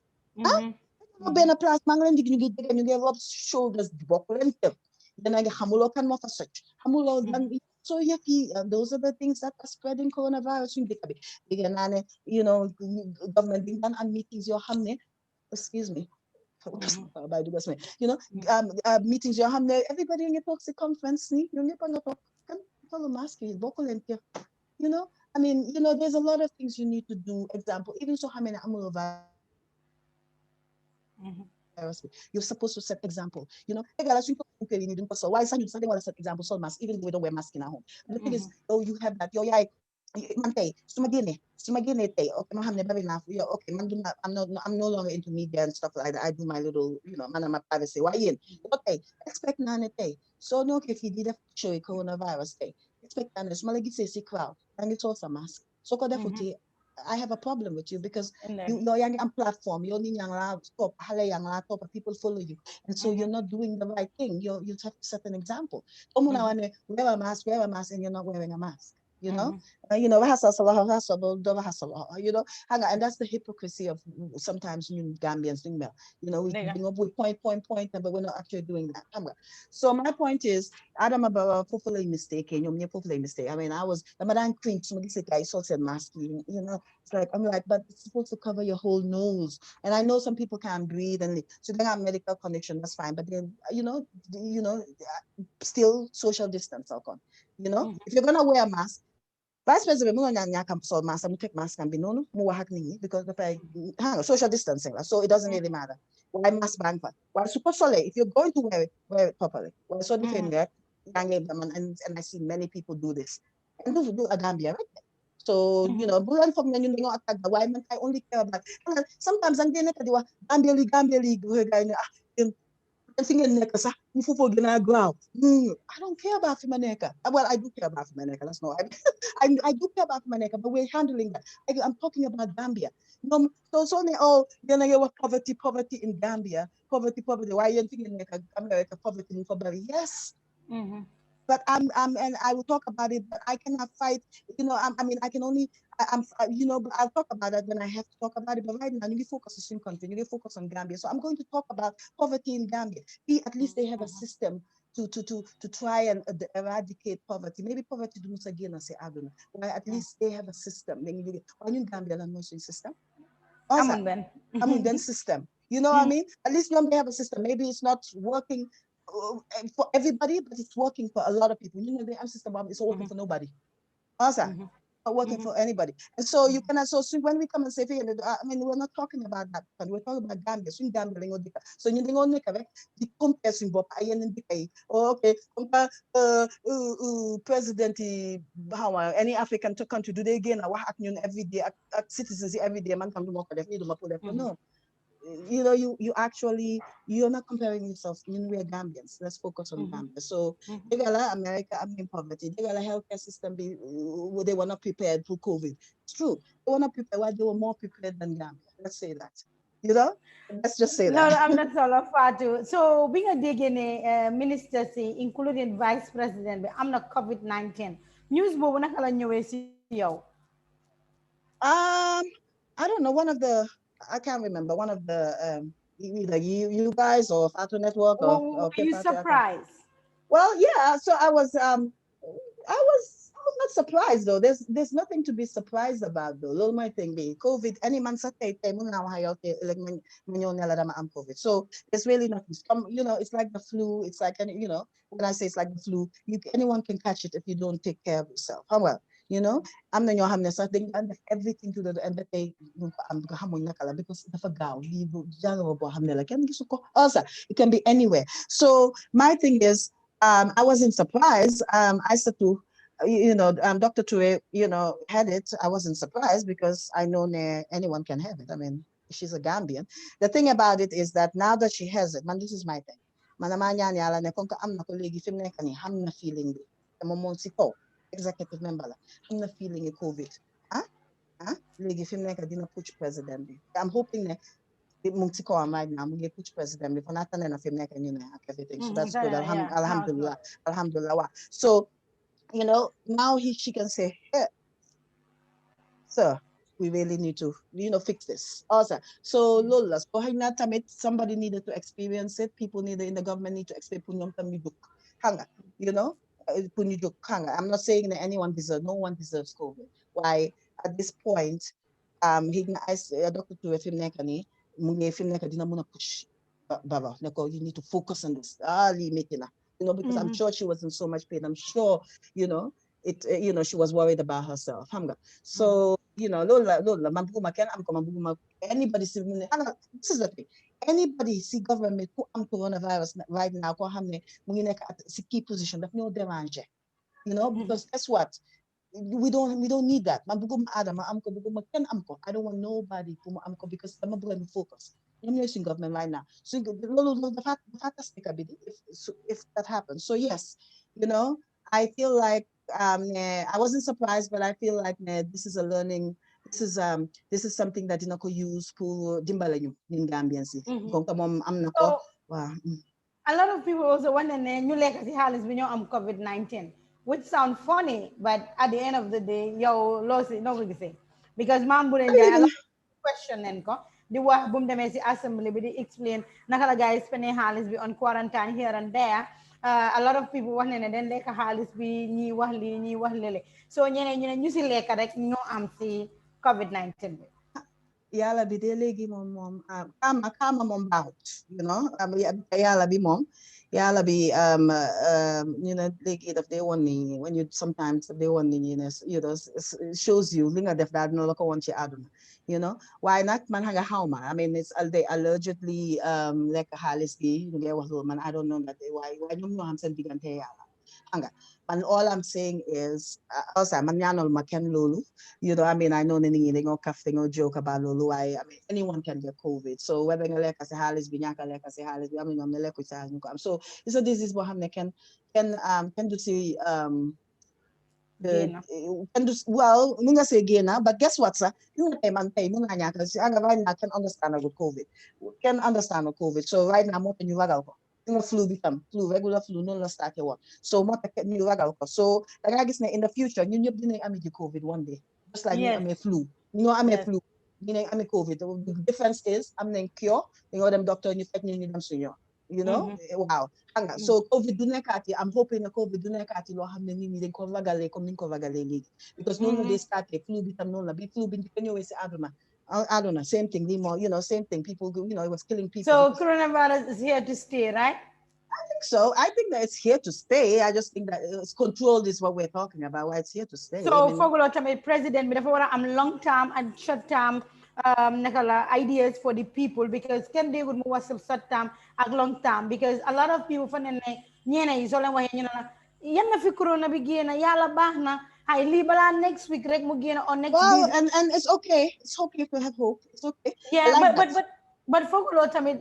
bah na nguur bi mu wax ñi ci ne right now de corona bi amabun garab bi mete amabun faji ku nekk dafa wara def li nga educate people bi ne ñun li moy sun long term ideas and all that why nit you already have a fight be about not you definitely on it. So because again, Adam about me to go happy because you already we coped with harmony, you know. Why the fact is he is not even responsible for that. He's just, to be honest, medical professionals, swing Minister of Health, you're responsible for that. You know, why when it comes to long-term and short-term plans, I mean, Adama doesn't have a Bala coronavirus, he didn't have a long-term and short-term plan for Gambia anyway. So Pullman, I mean, let's talk about short-term plans because Pullman, I really feel like he's not going to be president after 2021. And, you know, so like I said, Lima Lawa Hon, going to be 2021, right? If Ample change things around, you're right. If you want to see speech and be one. So he's fine. He's already told us that in his speech, you know. Why the thing is, Adama doesn't think that far, Hanga. So there's not much we can really get out of him. All we need to know is what he's doing now and what he plans to do to lead them out of control. And I think that I'm showing right now, Adam Maswapam Saragal.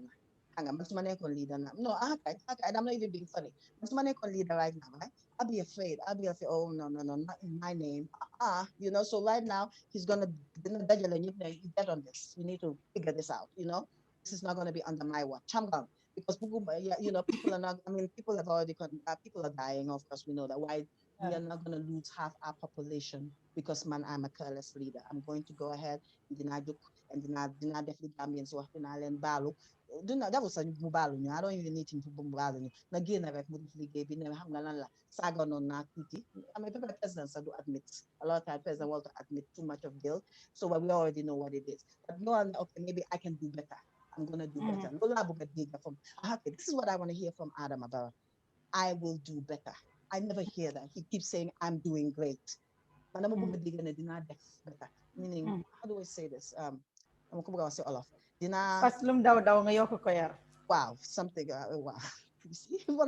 So all of you. Okay, yeah. So exactly. Better. I'm gonna do better because you know, because Gambians want me to do better, because they want me to you know, yung or man the importance in you because yung man magina sa wahat man yung maawah nima, you know, wah nyo lang ganyo you know, communicate lang yun, so they must love me, you know. And well, you know, I mean, I don't know about love, but they think highly of you. You're the president of the Gambia, so now you need to act it. Why so they make a talk so gina say yangi hat because yangi halad Gambian say they well they might criticize. You know, you can see it in his face. I'm a big I'm confident because we halat people, we halat audience. You can see it in his face, you know, and that's the problem. If you know, you move the I'm in that situation or hamne, you know, and that's why, like I said, if I'm putting again a silaka Olaf and all that, because he angalabi, the ample worried, if they worry, they didn't go mock. Anga, you know, and Gambians are gonna mock, but don't mock because I'm angala do smart language. I'm gonna make mistake so many times. They like angala mistake, you know. So do smart like many times. So do mock why there are people, they're petty like that. They like to mock him, and that's okay. You know what I will say is he needs to find the dinawa on the issue you know, speech and be he didn't do a good job speech and be the ampulaka all of the now why not because I'm a good angle, why just because he's just not comfortable in the English language. Also, it's when it comes to speaking the English language. So Adam there's nothing really he can, I mean, all he can offer us is empathy. One you have Monday, one you have Monday, one you follow you. Also, simple oil and again as lemon and mangini. Okay, you get trying that continue like you get a good job Gambia, you get to definitely to be honest, sometimes we praise you. Praise our citizens. Someone Adam some praise citizens. What part make my government is my citizens and all the different part. Why you should also say I see you doing your part. Some of you. So few people dig any Adam about this part. Then I get try. Then I get tried. Then you know you try they Adam about what's in you. So why so the health workers go ahead. So get them praise health workers. You get a good job, you guys. We soldiers.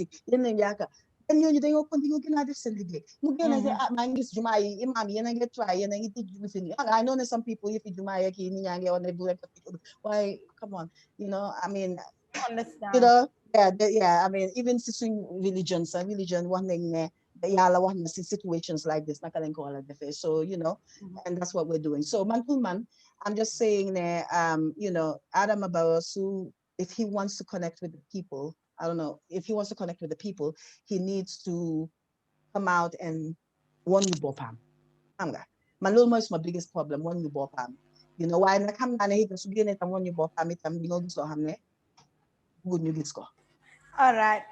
you know Fatou, so didn't like you read text messages. See, I know a lot of people like what you're doing, and you know, Yanko enjoy. Kidi Alex Dublex.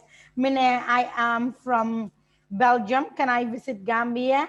Kidi Gilot, Mineko, hello. And Gilot as well. Moment Mineko, of course, you can visit Gambia. Kinak December Kuli Bari. Mom nak Mineko, yes. Kinak the Asian, true Asian, Momine. Fatou Dibba nakam, good to see you and you are doing well and good. Kina di Yoro Kande, mine why will you guys keep asking for the president to keep coming out and speak to the people? Why? Kina di gale mine ko di galade. Kina mine mom di Jabi Sini, mom mine hello. Kina di Dembel Sow moom mi ne True Talk sister kii di Catherine Gomez mi ne I agree with you sister kii mi ne lool kii di cute niece mi ne all Fatou should change it to Fatima kii mi ne cute mi ne it's Fatima or not Fatou kii nag di True Asian moom mi ne it is true Adama Barrow is like a mouse kii nag mi ne very reserved Lolen Amsisun YouTube. I guess a lot of people are also commenting on the Facebook, but didn't wanna read every text message. Sorry. Sometimes we what just bari very ginen good la wow bay Fatou. wow no I think understand I Nga mean you know there are gonna always be people asking look and you like it because meaning lulu and it's not a culture Gambia why in Gambia they want to understand me president before again in times of crisis they ample this president leadership multiple times monthly, not once, not twice. At least twice. You know, again, twice a month, 3 times a month, we'll be fine. That's a lot of time to prepare what kind of. So I'm not a Gambians lady on the other time. Why it's important right now. It's important when you get to president, get slap and you know. So yeah, but I understand. I don't know. You know, this is my little Gambians meaning the demand from some president. They mean some president when I friendly. No, you're not go vote. You're not vote a president.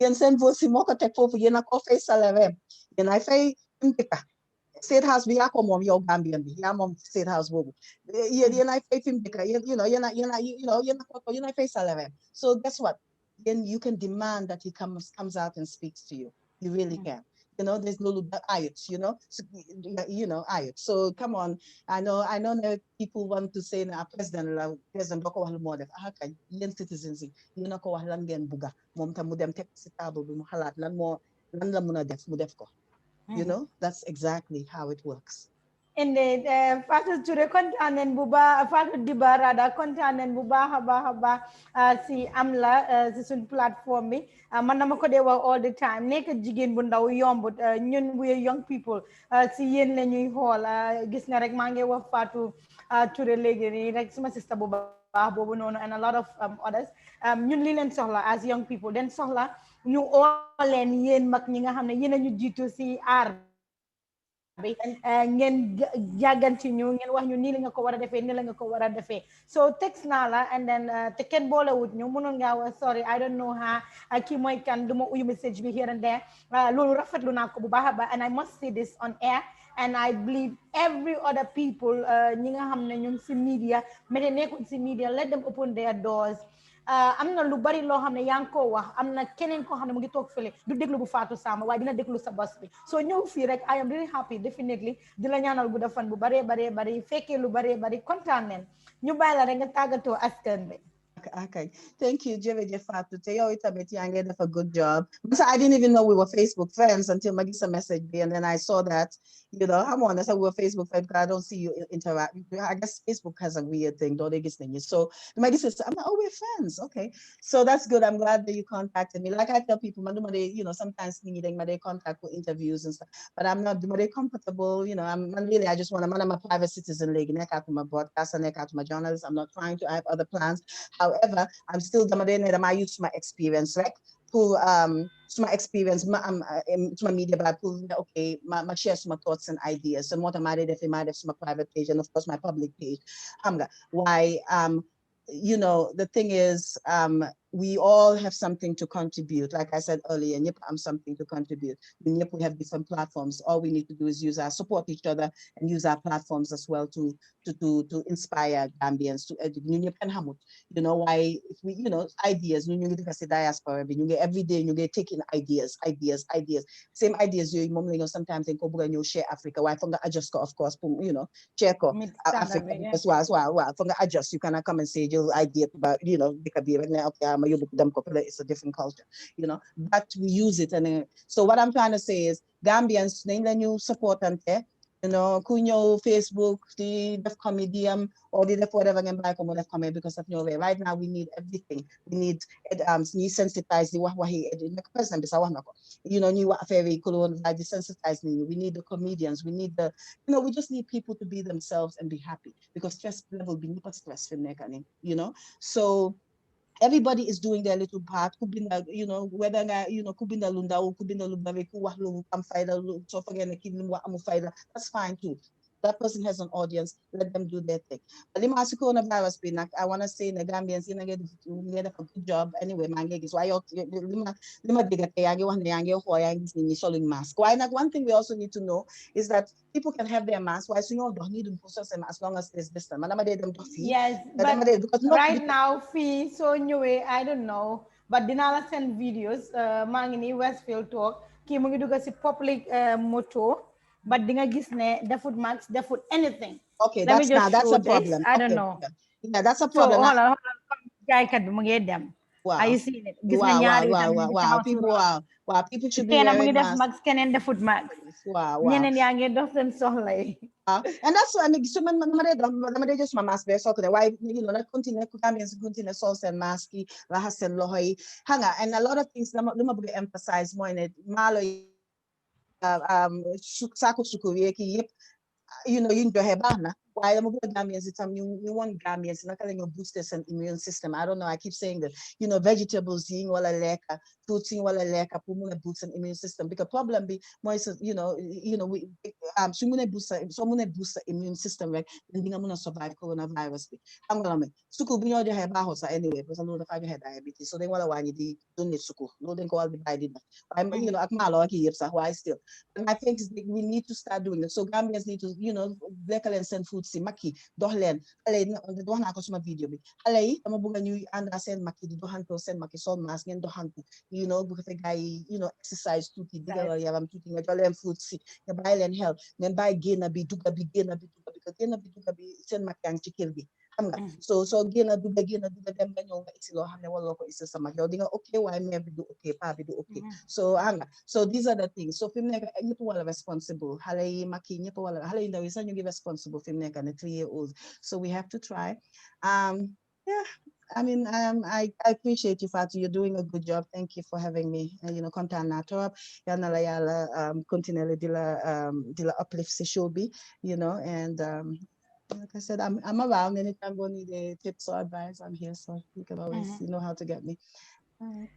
So ñeneen dafa mel ni dañ doon xaar rek ñun ñu wax ne ñu ngi close gars yi ngeen send messages on YouTube, but sorry guys, we couldn't read every one of your text message honestly, but xam naa ne enjoy ngeen show bi bu baax a baax. Fatou sa tur bi ma gis nga ne Jongama Fatou xale yi di laajte lu tax nga Jongama yow nga ne Jongama Fatou coronavirus la nag yëpp a ngi boring Gambie nañ teg corona fii wax si Jongama bi lu tax nga tuddee sa bopp lu tax Jongama Fatou. Well, so man, I feel like the Jongama. there you go. I mean, I know Kuneka. idea of Jongama dafa ute, you know, mun nga nekk nga man, you know, people the different standards of Jongama. Man dama Jongama, man suma job, I like to uplift women. So man Jongama, man fact ne mangi uplift yenen jigéen rek, dama feel like ne Jongama la. So yen yow Jongama nga, yaa ngi uplift jigéen yi, you know, so and you ñëpp Jongama ni, you know. Waaye man li tax ma jël ko dama bëggoon a joxe, dama bëggoon a jox, you know, I wanted to hanga ñu ngi right now ñu ngi wax mbiri jigéen uplift jigéen yi. Hanga every time so waxee jigéen yi so toogee ngay advocate pour jigéen ñu ne la kii feminist la kii dafa bañ góor kii dafa lii why, you know, that's not the point, you know. That's not the thing. The thing is, I read a book called African Feminism. It's based on being a feminist as an African woman. You know, it's a great book here, you know, and I read, you know, these are the kind of books I read. So understand the different brands of feminism. You know, if you don't understand the different brands of feminism, you know, then go read about it, because I know that some people say feminism didn't go, they watch it go, you need them to go. No, that's not what it is. Feminism talks about, and this is the book I was talking about. So I read about African feminism, and a lot of times I tell people, like for example, it talks about introduction. It says African feminists, Islam. Okay, what I want to. Okay. African feminists are not by and large concerned with issues such as female control over reproduction and or variation of choice and human sexuality, all those kind of things. So African feminism, okay, feminism tubaab actually why dañoo jël ideas yëpp ñu incorporate loo xam ne dina work pour ñun suñ culture ñu add ko loo xam ne du work ñu sànni ko fële xam nga you know because we have ñun tam am nañ suñ culture. So why anytime so you know, so when we talk about you know rape culture bi ak bi loolu la African feminism or dañoo try to stop yooyu yëpp. So why da nga gis ne dañoo mel feminist but we're not that kind of feminist. Xeetuñ góor yi suñ allies lañ dañoo support. So when I take the Jongama, I am proud to be a woman. I am a woman, and I'm an all-rounder. You come at me anyway, I will give it to you. You know, Okay. all-rounder. You know, I'm gonna use my brains when I need to. I'll use my beauty when you need to. I'll use my, you know. So you know, I'm a woman. You know, and so I use my mansuma. So okay, small hair Jongama. I'm a woman. I'm a, you know, it's Lady Fatou, Lady Key, Lady. I'm a woman, and I'm a Jongama, and that's why. And I feel like a Jongama is a woman who uplifts other women, not because you're beautiful or because you're intelligent or whatever it is that people say. Man, for me, Jongama moy ko xamne dafa ekati jigéen. Keneen momi jigéenam dafa ekati tam brothers ami when the need comes. So man, that's why I'm a Jongama. I uplift everyone. Kon nag jeex na ma ne ko Jongama ak moo Jongama pire nekk Jongama xamal ko sa bopp looloo neex bul toog di xaar ku la describe sa bopp xam sa bopp napp sa bopp xool lan nga fees and then wax ko dara ayu si ko munut moo ko munut waaye ku ko am ndax yaa ma wax loolu yaa ma bëgg a Jongama loo fii de waa nekk yow nii nga déggee olof yow ma ne ko nekk nii nga déggee olof so léegi nag maa ñaawal ma ne ko léegi nag maa ñaawal maa ngi try ma ne ko dama dee try suma olof yi so dama dee try de suma olof yi great waaye dama dee yéen seen olof yi dafa deep so daf ma dee you know daf ma dee throw off you know olof yi simple olof laa dee laa jeex na ma ne ko jeex na so léegi stop naa di compare suma bopp ak ñi dégg olof bu li tax duma daa nangoo laa ko olof dama nekk di compare suma bopp ak ñi nga xam ne ñu dégg olof tamit ma ne xam nga lan la most Gambians dégguñ fa sing olof yooyu xaaral ma dem ma comfortable ma wax suma olof man you know as long as you understand what I'm saying I'm good to go. Mashallah. Mashallah. I appreciate you. Thank you very much Gambia so leen doon seetaan both Facebook YouTube di leen wax jërë ngeen jëf rawatina nag ñi nga xam ne ñoo ñuy follow si YouTube bi man wax naa ko all the time Gambia suñu Gambia la ñun ñoo ko moom kenn duñu ko mën a defaral kenn du toog këram ñu ne ko kaay ma defaral la sa kër foog rek nga génn ñi ci xam lan nga am maanaam yan situation nga am so ñu ngi ñaax président Adama Barrow mu jóg wax askan bi lan la am lan mooy strength am lan la am loo xam ne feel na ne Gambian si mun nañ koo help su ko defee Gambian si génn help ko di wax tamit ñi ci nga xam ne ñu ngi criticize government bi in as much as yaa ngi criticize government bi su gaa yi defee lu baax tamit ñu mun koo wax waaye tam government bi buñ gisee ñi di leen a criticize as seen enemies man dama ko dee wax all the time ku la wax ne tey Fat Samba bi ngay ñëw si sa show bi loo sol baaxul o booy wax sa baat bi dafa diis next time sooy ñëw dina la wax sa baat bi diis na de waaye naanal ndox o sa baat bi diis na naanal meew kooku mooy Feedback. ki la bëgga waaw moo gën ki nga xam ne dafa toog rek di la wax yaa fi toj te tojuloo fenn fekk defuloo dara And the of importance lolu another problem in Gambia moy unwarranted praise bu bari ak we praise too much te duñ dé criticize yow dang dé gis dañ dé praise and lolu mu ñoo affect as a country, so that's another thing. We need to stop praising too much and actually challenging people to do better. Ana ku def lu baax dang ko wax waaye tamit I see this I feel like too many people being the dogo, and that's why we're really there now as a country, you know. You act. It's time to act. Dogo forever. Yeah, people they like people do that. So man, I'd rather be at a certain level where I'm watch all I want to do is inspire. If I can do that, I'm good to go. You know why? So unwarranted praise, people. That's what we need to avoid. The little more problem, Adam. The little more one problem, Jame. More one problem, Jawara. The people praise them. You just praise, and so they're like, oh, people love me. I'm wonderful, but you're not helping them. So yeah, anyway, I know I know you want to close, so how am I? Waaye dama kontaan bu baax a baax lii la Gambia ñun ñoo mën a def suñu dëkk bi mu dem si kanam. And we're gonna support each other, man moo tax and avoid wax sew bi defante fi mu nekk Facebook dañ wala social media nañ fay bàyyi xeex attaquante nañ focus suñu attention yëpp si COVID bi focus on government moom dinañ continuer dinañ attaque waaye su ma attaqué government yow nga ne xaa nga ñëw attaque ma man then problem la because now you distracted la ma focus on all the praise government ma focus attack we balance ko out at some point, that's it. jeex na sax ku nekk def da baayam yow fii nga mu ne kële fële la mu ne ku nekk lu moo def man wax naa ko no tontu no stress ngay def rek may weesu di dem there you go yëpp Gambia mu ngi ñaari Fatou yaa jàkkaarloo woon mu neex lool moom ni ma ko waxee rek dinaa fi def a team dinaa fi def a show boo xam ne Fatou yëpp lay invite na so all the Fatous right there you guys dégg ngeen ko we're gonna have a Fatou show, a big Fatou show. I'm gonna, a big Fatou show with all the Fatous one day. Then as you discuss, dang it. Mashallah. All right, guys. Thank you for having me. Thank you very much, guys. Yéen ñi doon seetaan wax nañ leen jërëjëf. Bye bye. Ba ëllëg inshallah ñu indi leen beneen gan. Thank you, Fatou. Jërëjëf Fatou. Thank you.